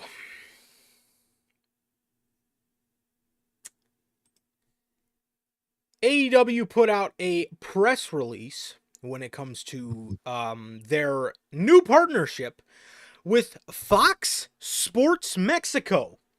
As I did some extensive work and translated the press release to English for all of us. Did you put it in Google Translate? Shut up. Fox Sports Mexico steps into the ring with All Elite Wrestling. Fox Sports Mexico requires a multi-region broadcast rights to AEW, one of the hottest professional wrestling brands in the world. AEW WrestleDream, one of the most spectacular events, will broadcast live and exclusively on Fox Sports Premium this Saturday, October 12th. Mexico City, October 4th, 2024. Fox Sports Mexico continues to expand its content, offering for fans of international and professional wrestling. We are proud to announce that we have acquired the multi-region broadcast rights to All Elite Wrestling, one of the most prominent wrestling brands in the world, which has experienced unprecedented growth and fan acceptance since its creation in 2019. Its global popularity was evident during the AEW All-In London event at Wembley Stadium, where over 50,000 fans attended. With this long-term agreement, Fox Sports will broadcast AEW programs and special events, including AEW Dynamite, Rampage, Collision, beginning this Saturday, October 12th. Audiences will be able to witness one of the most impressive wrestling events in the world, AEW WrestleDream, taking place in Tacoma, Washington. The agreement will feature other notable events to close out the year, such as AEW Full Gear on Saturday, November 23rd, and World's End on December 28th. These events highlight AEW's substantial growing global presence, with its major pay-per-views attracting audiences across various regions and rapidly building a dedicated fan base. All Elite Wrestling includes an extensive roster of wrestlers from all around the world, featuring, and then it just names a bunch of names. So obviously there's no point in reading all that. To enhance the experience for our audience, Fox Sports Mexico will debut The will debut the All Elite Show, a dedicated original production to analyze the week's most relevant matches and provide previews for upcoming AEW events. This program will air every Monday night. Get ready for AEW WrestleDream this. Get ready for AEW WrestleDream this Saturday, October 12th. Blah blah blah. You can watch it exclusively on the Fox Sports Premium or by downloading the Fox Sports Mexico app with the quality that defines our broadcasts. Fox Sports Mexico is a multi-platform brand in the country, broadcasting paid TV channels Fox Sports, Fox Sports 2, Fox Sports 3, Fox Sports Premium, reaching more than 15 million homes. Fox Sports offers 24/7 all year round long sports entertainment content, including live and exclusive events, sporting news, interviews, entertainment shows, amongst other. Fox Sports offers its audience with the following properties: Liga Mexico, Women's League Mexico, Expansion Mexico, CONCACAF Champions League. Okay, and it just obviously goes to talk about all the different leagues they own and whatnot. Okay, so as you can see, this is what they'll be picking up. Fox Sports 3 will be getting Dynamite. Fox Sports 2 will be getting Rampage. Fox Sports 2 will be getting Collision. Fox Sports 2 will be getting the All Elite Show. So it seems like the All Elite Show is going to be their version of like the countdown shows that they do, where they just talk about the road to Dynamite, blah blah blah shows. So it talks about all that.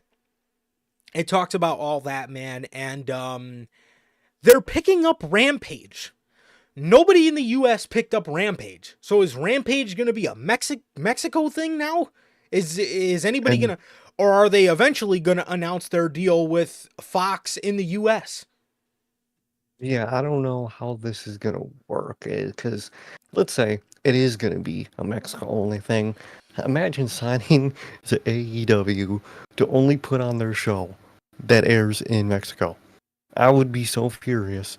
I would be pissed. So I hope it's not the case, but I don't know how else it would work. I mean, they had Shockwave. I hope at this point that means they scrap Shockwave and someone's gonna pick up fucking Rampage, even though I don't think anyone would want to. I don't know, dude. I have no clue. I don't either. This seems to be the bane of my existence. Mm-hmm. Because this, I guarantee you, is why we are getting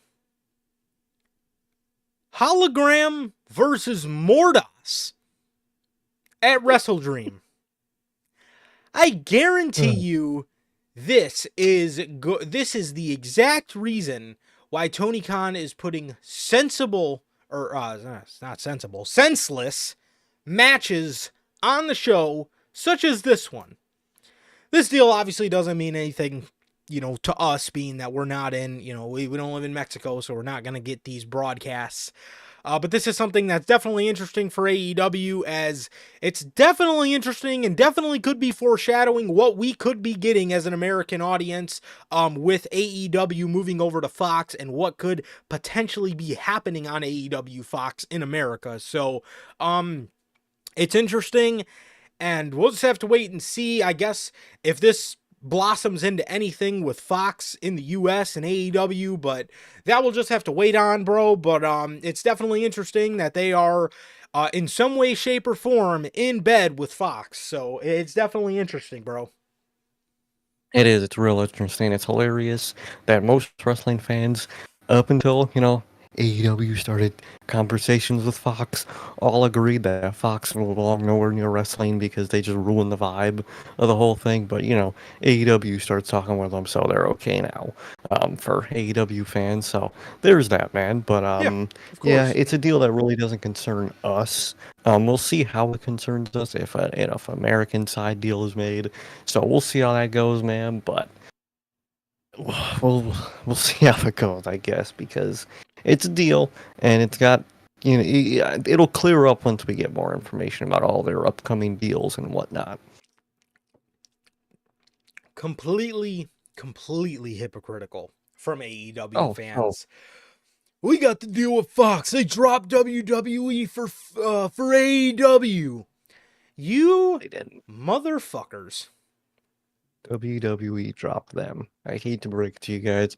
No one wanted wrestling on Fox, and Tony Khan saw the opportunity and he took it, man. And that's just desperateness.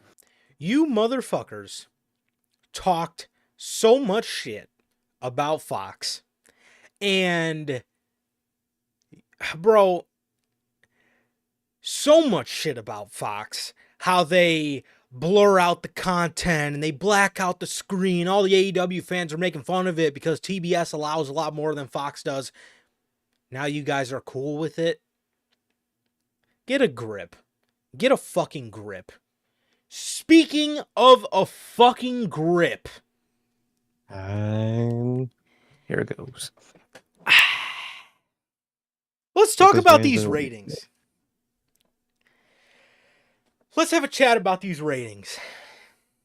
Now, you guys know, I'm never the guy to sit here and bring up ratings to you guys on a week-to-week basis. I'm never the guy to bring up a rating to you guys. I'd be more willing to go off fan attendance. I think that says more than television ratings at this point. Mm-hmm. But Wednesday morning, when this came out, I was appalled. I was fucking appalled, yet happy, because that was one of the worst episodes of fucking Dynamite I have ever watched in my entire life. And if it does not become any more evident to you guys, I am not willing to wait until Unscripted to get this off my chest. AEW Dynamite this past week went up against NXT for Title Tuesday. AEW Dynamite's AEW Dynamite's ratings were 329,000 viewers, as opposed to NXT and their 874,000 viewers. If this does not... Too. Okay. Yeah, apparently, I don't remember the exact number, but all of AEW shows this week don't add up to fucking NXT's rating for their one show.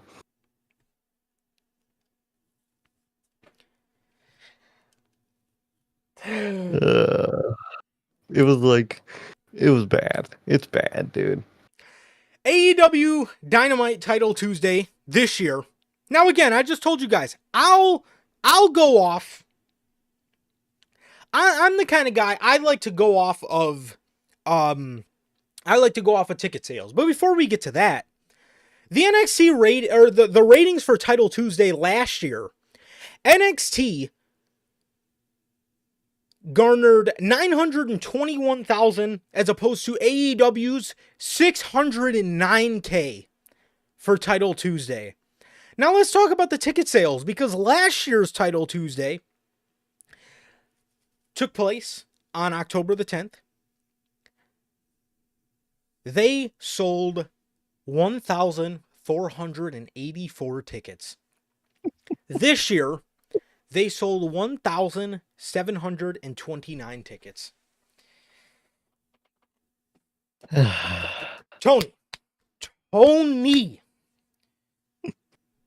Tony,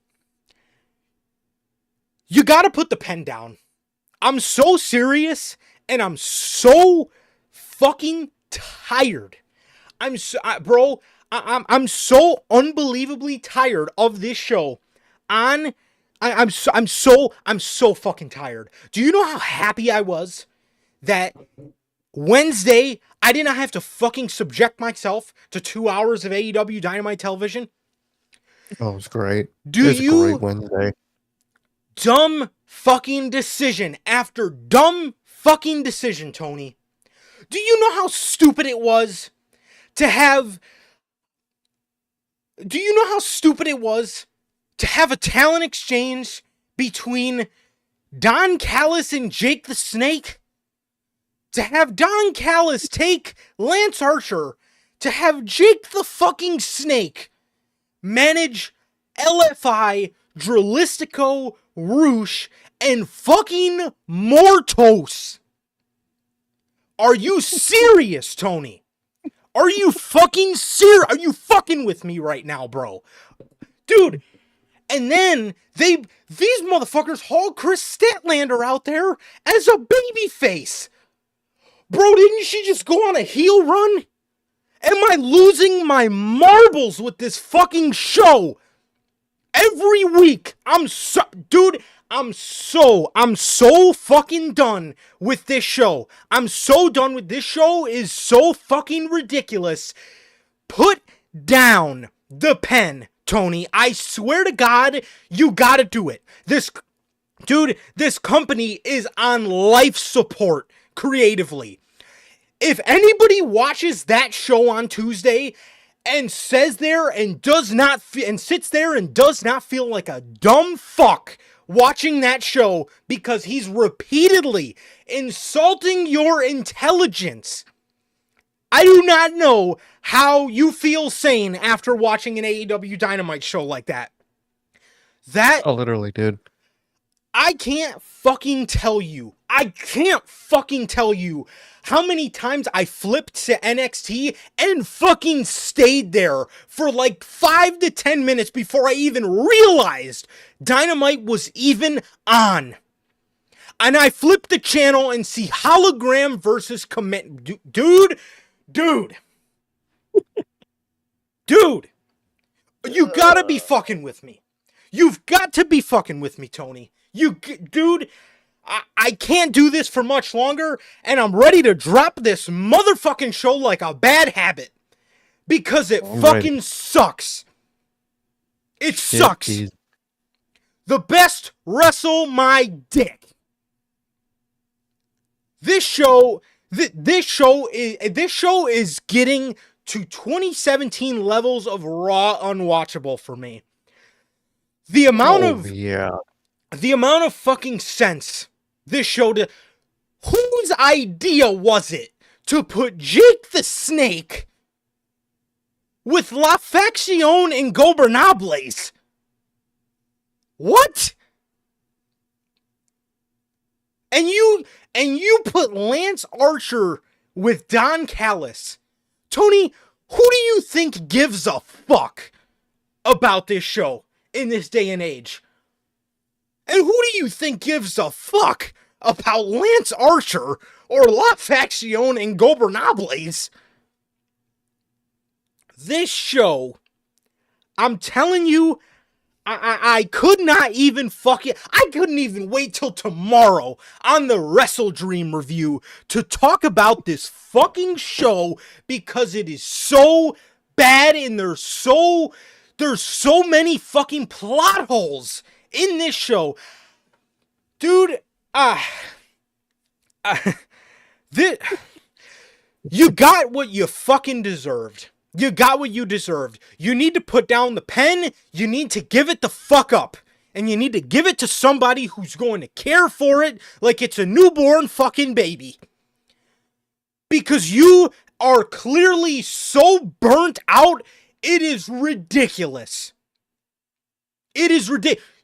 This guy every week is on fucking autopilot booking this show. He's on autopilot booking this show. And every week you give us lackluster product after lackluster product. Do you see us out here every week streaming in front of 800,000 people? No. But I show up here every fucking week, twice, 3 times, 4 times a week, and give it my fucking all every single fucking time I do this podcast. Because it is my passion, and I love it, and I fucking care for it like it's my child. I would never fucking come on here and give you guys less of what I think you guys deserve, opinion-wise, discussion-wise. Yet this guy shows every week, and this guy shows up every week and puts together lame-ass, unfucking passionate, disgusting shows that make me sick. And here we are. We don't even have a percentage of the audience that you have, Mr. Khan. Yet I would never come on here and produce less than for our show and our brand. Because it fucking means something to me. There is passion. There is a reason why I'm here. There is a reason why I love this. There's a reason I love to come on here and interact with everybody that we interact with on a weekly basis. Even the dumb fucks in the comments. Because it is my passion. And I would never, never give you guys a less than product. And we don't have half of the audience that they have. Yet you go out there every week, you take our money, you smile in our fucking faces, and you fucking, and you take your ball and go home.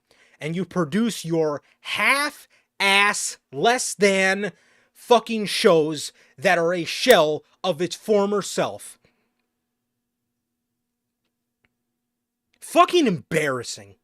It is embarrassing. It's fucking embarrassing how Dynamite looked 5 years ago to today. Get the fuck out of here, bro. That was one of the worst episodes of AEW Dynamite I've ever watched.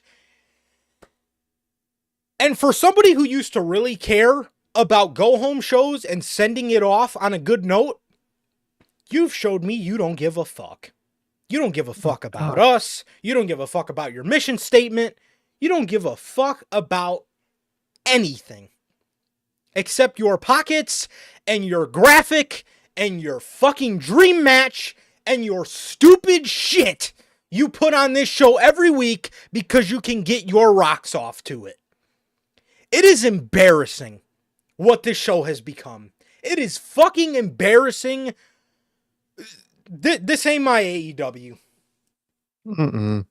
It's embarrassing, no, it's not. and the rating you got, you deserved every fucking lick of it. Oh, fuck yeah, man. They deserved it. This shit. Dynamite has been the most pointless, senseless garbage for a while now, and this week was just that. It really was a nail in the coffin creatively. It was absolutely dog shit, bottom down, nonsensical, made no sense. It was horrible, man. It was horrible, and I saw people talking about it, and it's very true. They are quite literally like 2019, 2018 WWE. They're on the cusp of a big money deal that they made, while their creative is at our all-time worst. Morale's at an all-time worst. Fan morale is at our all-time worst. But the company's all happy and cheery because, you know, they just made their deal, so nothing's wrong.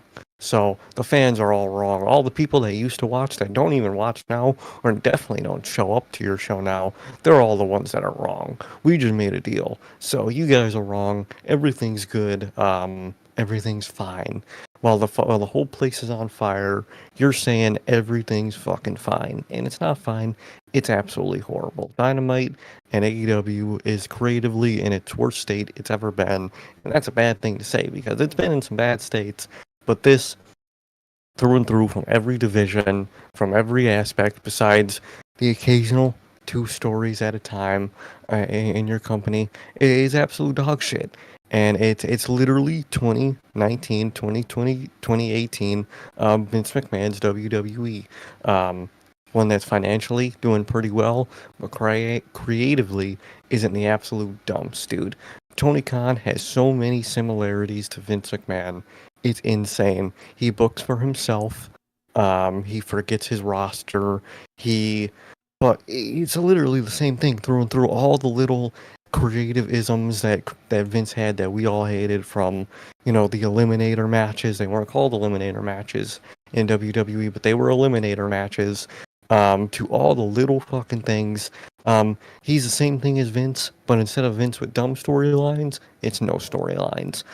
It's the same thing. It's the same show, and I thought I was done watching that level of creative trash. Triple H took over. I was like, dude, look at this. The world's healing, man. We got good WWE. We got a pretty solid, pretty good AEW at the time, and all is going to be right in the world. And then, of course, you always got to have a bad product, I guess. At the end of the day, someone always got to have a bad product.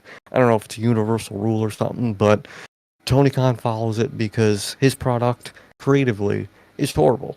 It's horrible every week. He turns out a decent pay-per-view every pay-per-view, but that's all it is. And it makes your weekly TV, which is the most important aspect of, I don't know, your weekly televised programming, pointless. Pointless to watch it every week. I don't want to watch it every week. I dread watching it every week. We always have to talk about the unfun job. I have Wednesdays off at the unfun job because of Dynamite.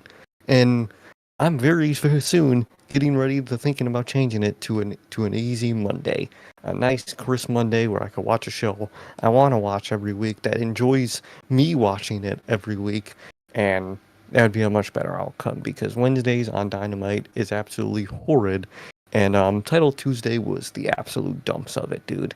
It was horrible, down to the bones, dude. It was an absolute dog shit product, man, and I'm glad they got the rating they got because that's the rating they deserve. That's the crowd that they accumulate that they deserve, man. This is what happens when Tony Khan books for the 20 Twitter accounts that tweet at him, that enjoy his product. That's what he gets. He gets fucking 20 people in the audience because you used to fill fucking weekly television with like 11 to like 14,000 people every week, and now you barely scratch a percent of that. And it's not because WWE's good now. So what do I always see from their? Oh yeah, a lot of these AEW fans, got to talk about them when you're talking about AEW and its product. It's the common consensus with them that they didn't want an alternative. They just wanted a good WWE. So now that WWE's good again, they don't watch AEW. No. AEW stopped being the alternative, so they stopped fucking watching. We watched the alternative. Now it's not the alternative. Now it's everything we hated from fucking Vince's WWE, so no one wants to watch it. That's why no one shows up to your live events. That's why no one's buying your shit fucking merch that you fucking pump out. And that's why no one's watching your weekly television, because it's fucking shit. And it deserves every fucking bit of criticism it got. You guys are constantly under attack because you're AEW and you're WWE's competition. You're constantly under attack because that's what you creatively deserve. And back when you guys were creatively great, none of the criticism that AEW got had any value. Back in 2021, yeah, you would get those accounts that would shit on AEW. Did anyone pay it no mind? No. But now it actually has the leg to stand on because you aren't putting out a good product. That's how it works, and that's what they gave upon themselves. And Dynamite's ass. It's ass every week. I dreaded every week. I was so, dude, when they announced Title Tuesday the week before, I was so happy. I was so fucking happy. I didn't have to watch Dynamite on Wednesday and next week, man. And boy, am I even happier that I didn't watch that show live because, boy, would I have been mad. I am mad, but watching it live is a whole different level of mad. So, they deserved everything they get, and I hope this is a punch in the face that this company creatively deserves.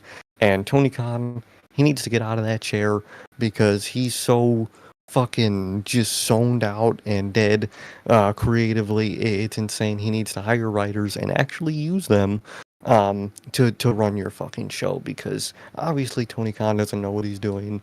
He just does it for a graphic, just to post a graphic on Twitter to again have the 20 people that enjoy this product, fucking tweet that they like what Tony Khan's doing, that Tony Khan is is generational Dynamite this, generational Graphic that.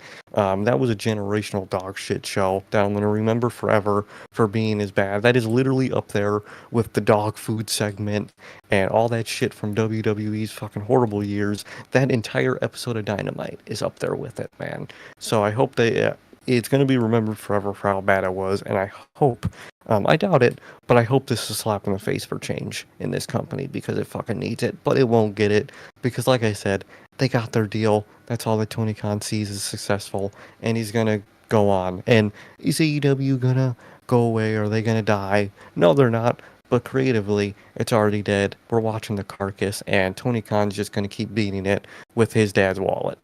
That's all he's going to do.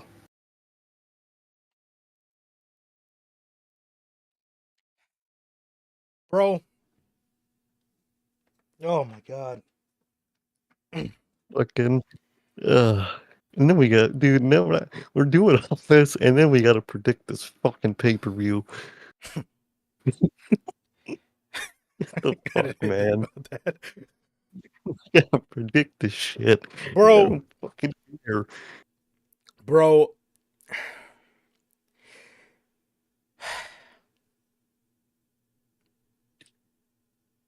Wow. What's there to say, I dude? What's there to I've had fucking it. say? I've had it, bro. I've had it. You know, one what I forgot to mention in all of that, in my heatedness. Don Callis gives Jake the Snake talent in a talent exchange. An exchange means it's a talent that Don Callis has for a talent that Jake the Snake has. Jake the Snake had Lance Archer. Don Callis did not fucking have LFI. How are they his talent to give? This show. And then you have a segment where Stokely Hathaway is trying to manage Private Party. Bro, wasn't he with Chris Statlander? And then you have her go out there as a babyface to combat the brick house Camille? What the fuck?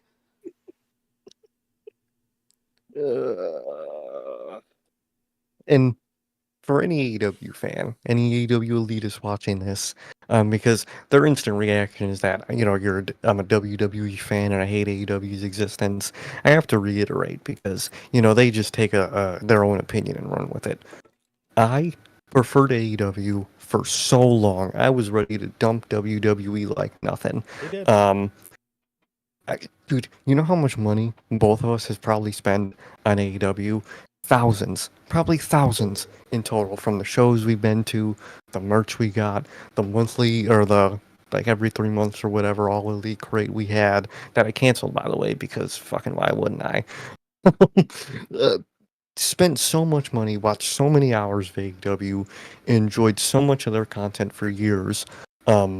This is because I like the fucking company and I want it to fucking exceed. They have a great fucking roster that has all the fucking potential to succeed, and the one that runs it, Tony fucking Khan, is the one fucking it all up. It's not like how AEW fans where they blame the guy because they don't want to blame their god Tony Khan. It's Tony Khan's fault that it's like this. It's not none of the roster's fault. They have a great roster. Some of them I probably wouldn't keep, but they're all great talent nonetheless. It's Tony Khan and his booking and his fuck, can't fucking talk, directionless mindset that he has. That I don't know if it's true, but I heard that he's told people that long-term booking doesn't exist and that it's I've heard pointless. that. I've heard that he said that. I've I've heard heard that he said it said was that. dead in AEW. Yeah. Yeah, boy fucking is it. You ain't lying, Tony, because you fucking killed it. So I love AEW. And I'm mad, and we're mad because we like the fucking company, and we're mad that it's in the state it's in. Fucking A. I'm mad because Once Upon a Time Wednesdays was one of my favorite nights of the week. I had to be glued Yeah. to the television at 6:58 every single Wednesday. Now, if it's Oh. 7:05 and Oh, I'm still, didn't even turn on the TV yet just because I'm doing other random stuff. Then, it's all right. If it's 7:10, okay, whatever. I'm probably just missing the opening match that I don't give a fuck about. Like, dude, literally Dynamite is just chore time for me, man. Yep. It's, oh, let me do this, let me do my laundry, let me work out, let me do all that, let me fucking take a nap rather than watch this fucking show because that's how little I care at this point for the product they put on weekly. And if those rumors are anywhere near true, Tony, It's only on, dude, can 'em. you need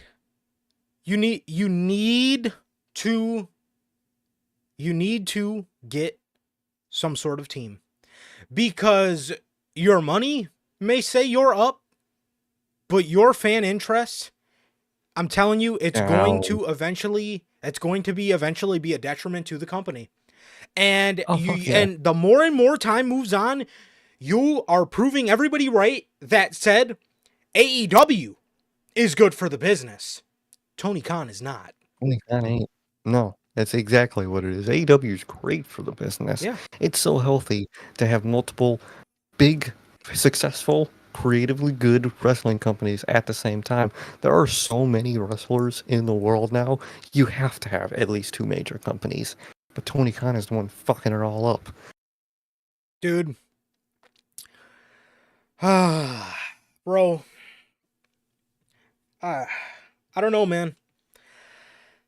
If that is anywhere near true, Tony, how are you going to talk about long-term booking being dead like you aren't the one that A, used to do that, and B, can fix that? That A used to brag that you did it and the other guys didn't. And now you don't do it. Get the fuck out of here, dude. Either he needs to fucking realize what he's doing, get a creative team and fix it, which I really don't think he's gonna do, or if I was the elite and the EVPs and all that, I would fucking find a way to throw a coop and get this fucking guy out of here. I don't care if that means his financial half is gone. Creatively, if you actually care about your company, you'll live and you'll make good television enough to sustain business. Bro, Tony, I'm saying this, man. You absolutely need to get your fucking passion up. Because if it's not, your company is going to die a miserable death. And it might not be the death that everybody thinks I'm talking about. I'm not saying AEW Dynamite's gonna not be on TV next week. The company, it'll go on. It'll go on for a year. It'll go on for 2 years. It'll go on for 5 years. It'll go on for 20 years. It'll go on for the rest of my lifetime. And it will die a slow, miserable fucking death. And the only thing that will be keeping it alive is pockets. It's his money. Bro, if you do not have a passion for what you're doing, you do not need to be doing it. And if you are burnt out, you need to take some of the fucking hats off. Because if you're doing all this shit, if you're doing Fulham and you're doing Jaguars and you're doing this and that and all this type of shit, and being the head booker of AEW, pick one, pick two, pick something. And since you got so much money, hire people to take care of the other shit for you. And at this point, from what you've showed me from AEW Dynamite, hire people for that. Deal with the Jaguars, deal with Fulham. Because nobody that has their finger on the pulse of what's going on in AEW in this current day and age, nobody wants to see Tony Khan at that helm anymore. Over the fucking television that we have got over this past year, man, something's got to change. Bro, that was absolutely one of the worst fucking performances I've ever seen in my entire life on a Wednesday night Dynamite. That was absolutely one of the worst. That was one of the worst performances I've ever fucking seen that company give on a Wednesday night. And it is sad. It is sad. Oh, it's so fucking sad. because we Oh, were man. here for those glory days. And I know you like to flaunt around that you got all this talent. You got better talent Just now wait. than you had in the glory days. And you're not Yeah. able to do more? You're not able to do more. And why is that? Your passion is down. Your passion is fucking down. So either get it up or take some of your fucking hats off. Because if you're not able to have passion, it's going to fail. It's going to fucking fail.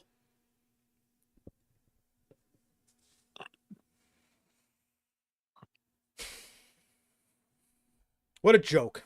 They absolutely deserve their rating, and I feel no sympathy for them. No, not at all. WrestleDream.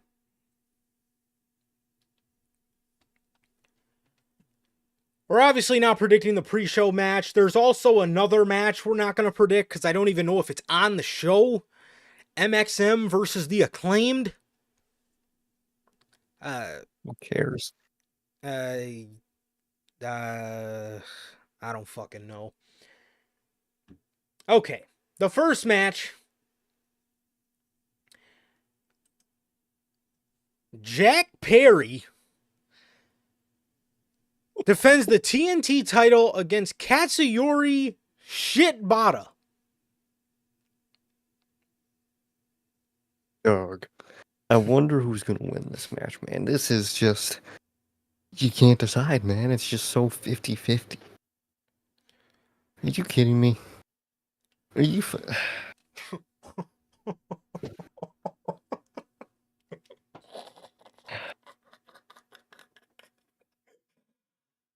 Oh, fuck me. Oh my god, dude. Are you serious with this?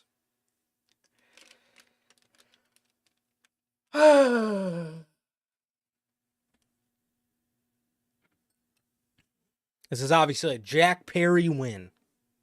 Who the fuck cares? Who cares? Why is this a matchup in general? Why would this even be a Dynamite match, let alone a fucking pay-per-view match? Jack Perry, obviously. You know, every time AEW does pay-per-view, they always have like a card where you look at the card and there's like 6 or 7 matches and you say, "Wow, this is going to be a good card. this is going to be a good card."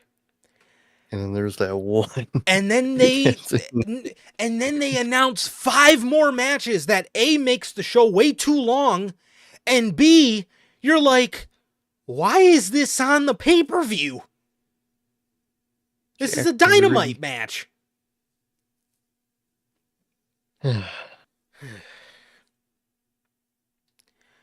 Yeah, I'm obviously predicting Jack Perry. Well, that is very true. He started doing that shit right after Cody left. Is announcing all the things, GM, Head booker, CEO, head of creative, CEO. Yep. I mean, Yep, any press right release after they Cody put left. out. That's always that's a running gag on this podcast, bro. Is every time AEW puts out a press release, "This is I, Tony Khan, the CEO, general manager, head of creative, head booker of AEW." Like, bro, yeah, it makes a lot of sense. He wears all these fucking hats, and his passion is so low. It's on life support. It's on fucking life support, bro. His passion is so low, he can't book his fucking way out of a paper bag. He literally can't. Yeah, so anyways, yeah, this is obviously going to go to Jack Perry. Obviously, very fucking obviously. Mark Briscoe defends the ROH World title against Chris Jericho.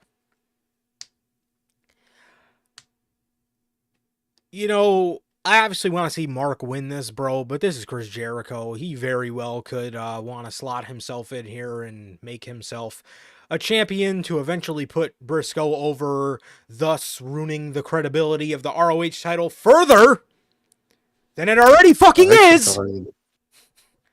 Dude, that shit is 24/7 title worthless, dog. So I wouldn't be shocked, and I really wouldn't give a fuck. But this one is a little 50-50. I could see Mark winning, but I could also see Jericho winning. But it is Jericho, so I might just say Jericho might win.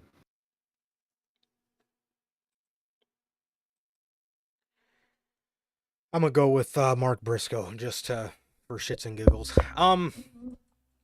That's all Tony Khan does anyway for shits and giggles. So I don't really I'm putting fucking hologram on the show. Let me put hologram on the show. fucking Nay, hologram. thanks for your fucking giggles, Tony. Thanks. Oh, I can't wait to talk about that match, dude. Fucking Yeah, garbage Twitter, shit, man. Sorry, dude. I'm sorry. Twitter gave me the story to that match. Oh, I can't wait to tell you it. Oh, I'm The excited. story, quote unquote, to that match. All right. Well, we have the Hangman versus King Switchblade, Jay White. I'm happy this isn't Hangman versus Jarrett.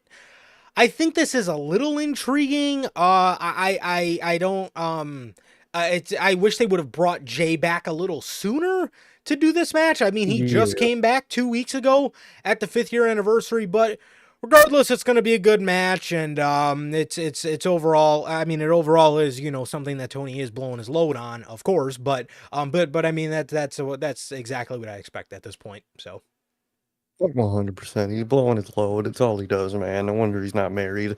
So I think it might. I'm assuming it'll be a Jay White win.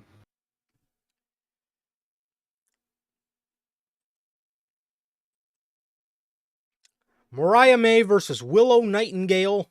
I didn't even fucking get my. I don't need, man. Hold on. Let me go back. My bad, bro. I'm gonna go ahead and say Hangman. I'm gonna go ahead and say Hangman for this Okay. one. I think he wins by cheating.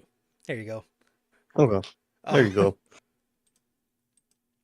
Mariah May versus Willow Nightingale for the AEW Women's Championship. I wonder who's gonna win this one. This is obviously going to Mariah May. I could maybe see Mina coming out at the end and doing a face-off with her or something like that. So Yeah, well, I see Mia coming in, Mariah getting excited, and Mia, saying she's not with all this shit and teasing their match, man. So I definitely see it as a Mariah win.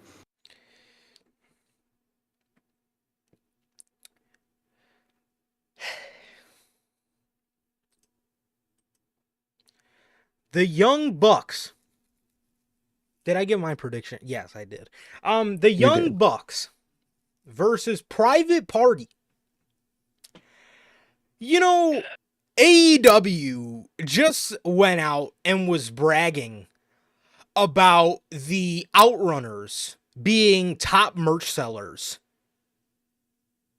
in AEW, yet they're stuck on fucking Collision. I love Private Party. Why the fuck weren't the Outrunners given this spot? For the hot talent, go with the hot talent. Don't know what you're doing here. The one time, Tony. I mean, don't get me wrong. I love Private Party, and I'm happy to see them. I think they sit on Dynamite in the 5 fucking years they've been here. This is their first match. This is their first title match on pay-per-view. Fucking Tony. 5 years. A young up-and-coming tag team wasted. Now you want to use them. Wasted. But again, Fuck out of here. Again, I love Private Party, but bro, if the Outrunners are your top merch sellers, why are you keeping them on fucking Collision? Are you that fucking brain dead, man? How stupid do you have to be? I'm going to throw this out there because I really want it to happen. Please put the titles on Private Party. I love the Bucks. Please. They got to get the titles off them. Dude, this title reign is just so... This title reign is so dead. Oh, 100%. It killed the fucking division. There's no division left. Hopefully you could try to rebuild it with a Private Party run. So just fucking give it to Private Party, please. Yeah, I'm going to go ahead and say Private Party. Hopeful, wishful thinking.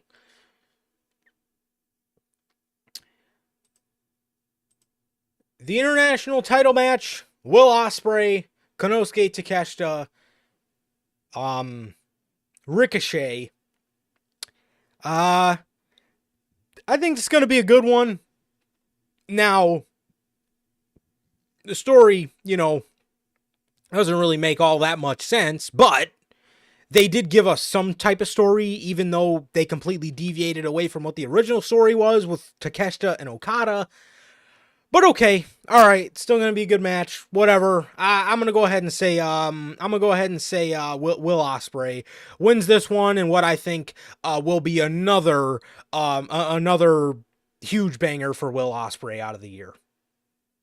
I think so, definitely, man. But Tony Khan, if he was smart, which he's not, obviously, we just went on a rant telling you guys how unsmart he is creatively. If he was smart, you have the perfect opportunity here to not only give Takeshita a win, to, actually build him up as a future star, but to have, the reason for him winning is Ricochet and Will Ospreay distracting themselves with each other so much that it cost Will the title, thus continuing their feud in a meaningful way. Will they do that? No, they won't. Will will retain, and that's going to be the end of it. There you go. Swerve Strickland returns. Thanks. Thank you, Tony. Thank you for spoiling what could have been a great surprise segment on the show. Thank you. Yep. Thanks for spoiling it. For a couple ratings buys. Swerve Strickland. Thanks, this is how I'm going to predict this going. Swerve's going to return. He's going to come out with Nana. What the fuck am I talking about? Swerve's going to return. He's going to come out with Prince Nana. MVP's going to come out. He's going to piss off Swerve. Swerve's going to go to hit him, but right before he gets to attack MVP for disrespecting him or Prince Nana, we're going to see the debut of Bobby Lashley. I think we see Bobby Lashley, and I think we see the debut of the Hurt Business on WrestleDream. I think it's going to be an awesome moment. It's actually one of the things I'm more excited for, minus the spoiling of the return. Definitely, man. Definitely. And obviously, Swerve's going to be outnumbered. And I've heard, I didn't tell you because I didn't think it'd be like technically, in the news because I don't think it's confirmed, but I heard AR Fox has signed a new deal with AEW. So hopefully, to even the playing field, he adds AR Fox back in that circle with Swerve. I would really like that. I doubt it because it would be a good decision. Tony Khan's not too good on those. So I would really like that. But the way you said it is exactly how that segment's going to play out. So literally to a T, it's going to be that. Yep. Sir K, I genuinely wish so much, and I hope. And I was, God, I want to see. I really, really, really want to see AR Fox back with Swerve Strickland. I thought that was a great pairing, and I truly, truly get upset with AEW to this day for ruining that. For backstage politics, who does that sound like? Yeah, seriously, bro. Seriously. Whatever happened to not punishing talent, bro? Tony Khan was in the LNA, in my opinion, at fault for. CM Punk used to brag when he first came to AEW, and I know because I said that name immediately, the AEW fans are gonna turn off their selective hearing.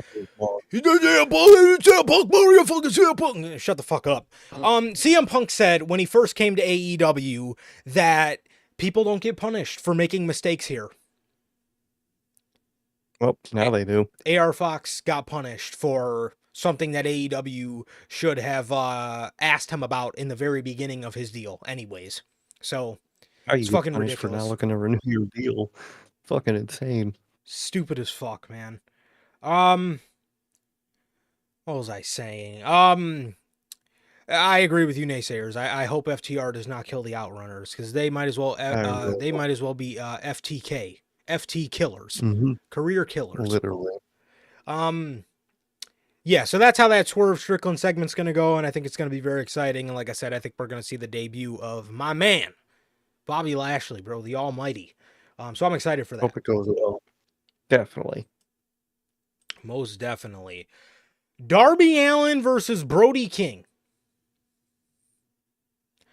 This was supposed to be an open challenge, and I'm just saying, I think Darby Allin versus either a Shelton Benjamin, maybe you do a Bobby Lashley, like after the Swerve segment, maybe just throwing shit to the wall, like Tony Khan does by having Jake the Snake manage LFI. Oh, dude, on last week's Dynamite, when, Darby was telling that story about, the dude with a knife and Yeah. switchblade, I thought that was a little tease to where it was going to be Jay White that was going to answer his open challenge. And I was like, oh, shit, okay. I'm down for that. And then literally in, like, the next segment, he returned against fucking Hangman. So I was like, well, that's out the fucking window. So that would have been nice. They did Brody King, which, I mean, it's going to be a good match, bro, but I would have went with something that, we've never Ties seen. into stuff. Yeah, Yeah. and ties into something other than just a match, because these two have a long-standing feud. But what do I know? I'm just a CM Punk mark, or I'm just whatever the case is. I don't know. I don't fucking know anymore. I'm gonna go ahead and say, for the sake of the story with Darby Allin, I'll say Brody King gets the victory. I could definitely see that. I wouldn't be shocked. I'll agree with you on that one. Okay. All right, Sir K, it's your time to shine. In a 2 out of 3 falls match, we have Hologram versus the Beast Mortas. So I click a tweet Okay. that's, quote tweeting this, and they ask, where's the story? Obviously, you Okay. gotta ask Sensible it. person. And half the comments, sensible person, and half the comments were, obviously someone doesn't watch this show, and all those generic AEW fan comments. Apparently, one of the comments I saw, literally, explain the story for me. Okay. So the story, quote unquote story, is Right. they had a match before. Okay. And Hologram beat Beast TARDIS. And Beast TARDIS, either there was like a second match or that was the one match where it happened. They didn't explain fully, but, it's AEW, so, whatever. And Beast Mortis got mad that he couldn't beat Hologram, so he attacked him backstage.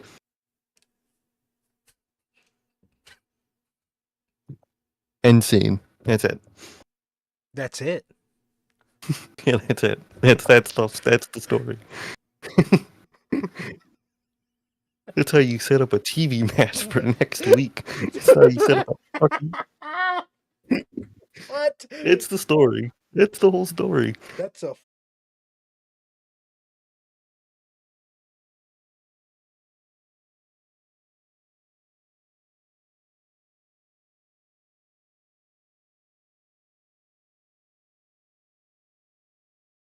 Here, try leaving and coming back.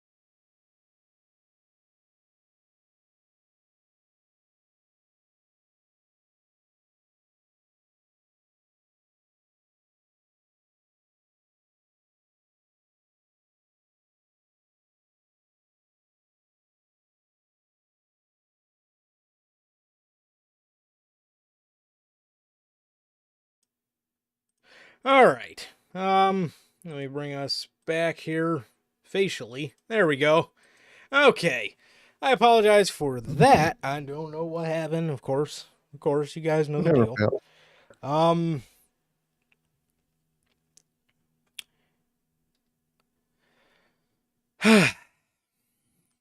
Okay.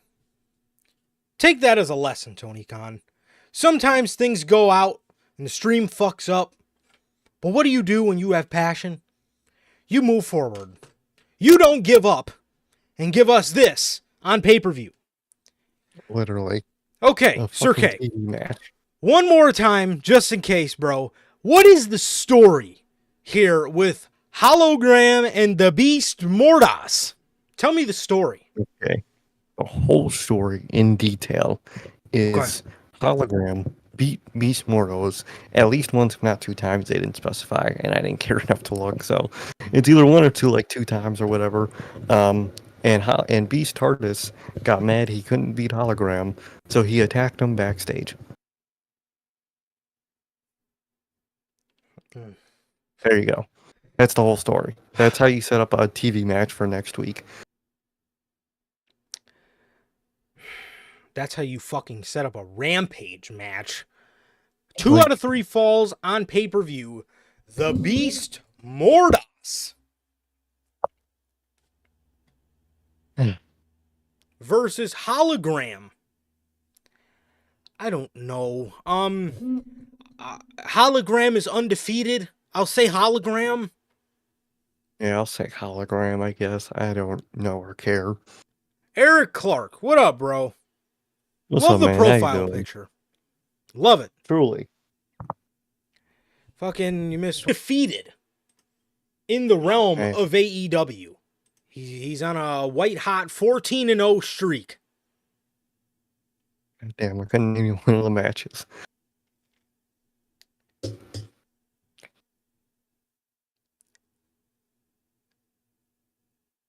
The main event.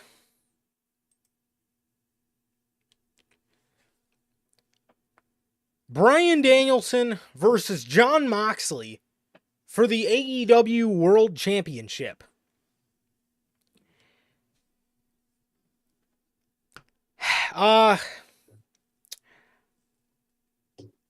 You know, if these rumors are true, that Bryan is losing feeling in his legs and he was legit injured in that Will Ospreay match again, we all know about a Bryan Danielson lie. So I don't know if he's just selling the Tiger Driver from the match at Dynasty that they may or may not have blew their load on. I don't know if he's just selling that still, and if this is a Bryan Danielson white lie, or if this is actually the case. But dude, if this is actually the case, we got to get the title off Bryan. And with that, I think they should anyway. I think it'll just play more to the Jon Moxley story and all that kind of stuff. I think it'll be good. I think it'll be good for the story, and I think it'll be good for Bryan to go and get his surgery if that is the case, and if he does have to get his surgery, then he obviously needs to go get that, and that is more important, and for him to go home, be a dad, be healthy, get surgery, get rejuvenated, and then come back for his part-time per appearance, special appearance type deal with AEW, special attraction type deal with AEW. I think that's the way to go, but I think we could see the reveal of what this whole group is and what Jon Moxley is fighting for. But overall, I'm going to predict Jon Moxley for this, man. I'm gonna go same, dude. I think it's overall gonna be Jon Moxley. I did see that story of Bryan talking about how like he lost feeling during the match and went numb and all that shit. So if that's true, man, because there is the possibility of him just lying because he likes to do that. But if that is true, I think he needs to lose it and just go heal up, man. So I think I'm gonna predict Jon Moxley. 100%, bro. And with that, that is your WrestleDream predictions. That is your WrestleDream predictions, as that is going to do it for this edition of the news, man. Thank you guys so very much for joining us here today on episode 235 of the news. And with that, that is your WrestleDream predictions. That is your news for the week. Thank you guys so very much for joining us. Thank you guys, everybody who came out. Durante, Bell, Jose, my man Naysayers, Eric. Thank you guys so very much for joining us, man. And with that, it has been always nothing but a pleasure from Johnny. And Sir K. And that is going to do it for this edition of NHP. Ladies and gentlemen, this has been episode 235 of the news. and the WrestleDream predictions. Remember, we will see you guys live tomorrow night for the official WrestleDream review after the show goes off the air. Thank you guys so very much for joining us. Please like, comment, and subscribe. Thank you guys. We love you guys, and we'll see you all tomorrow night with the AEW WrestleDream 2024 official post-show review. Peace.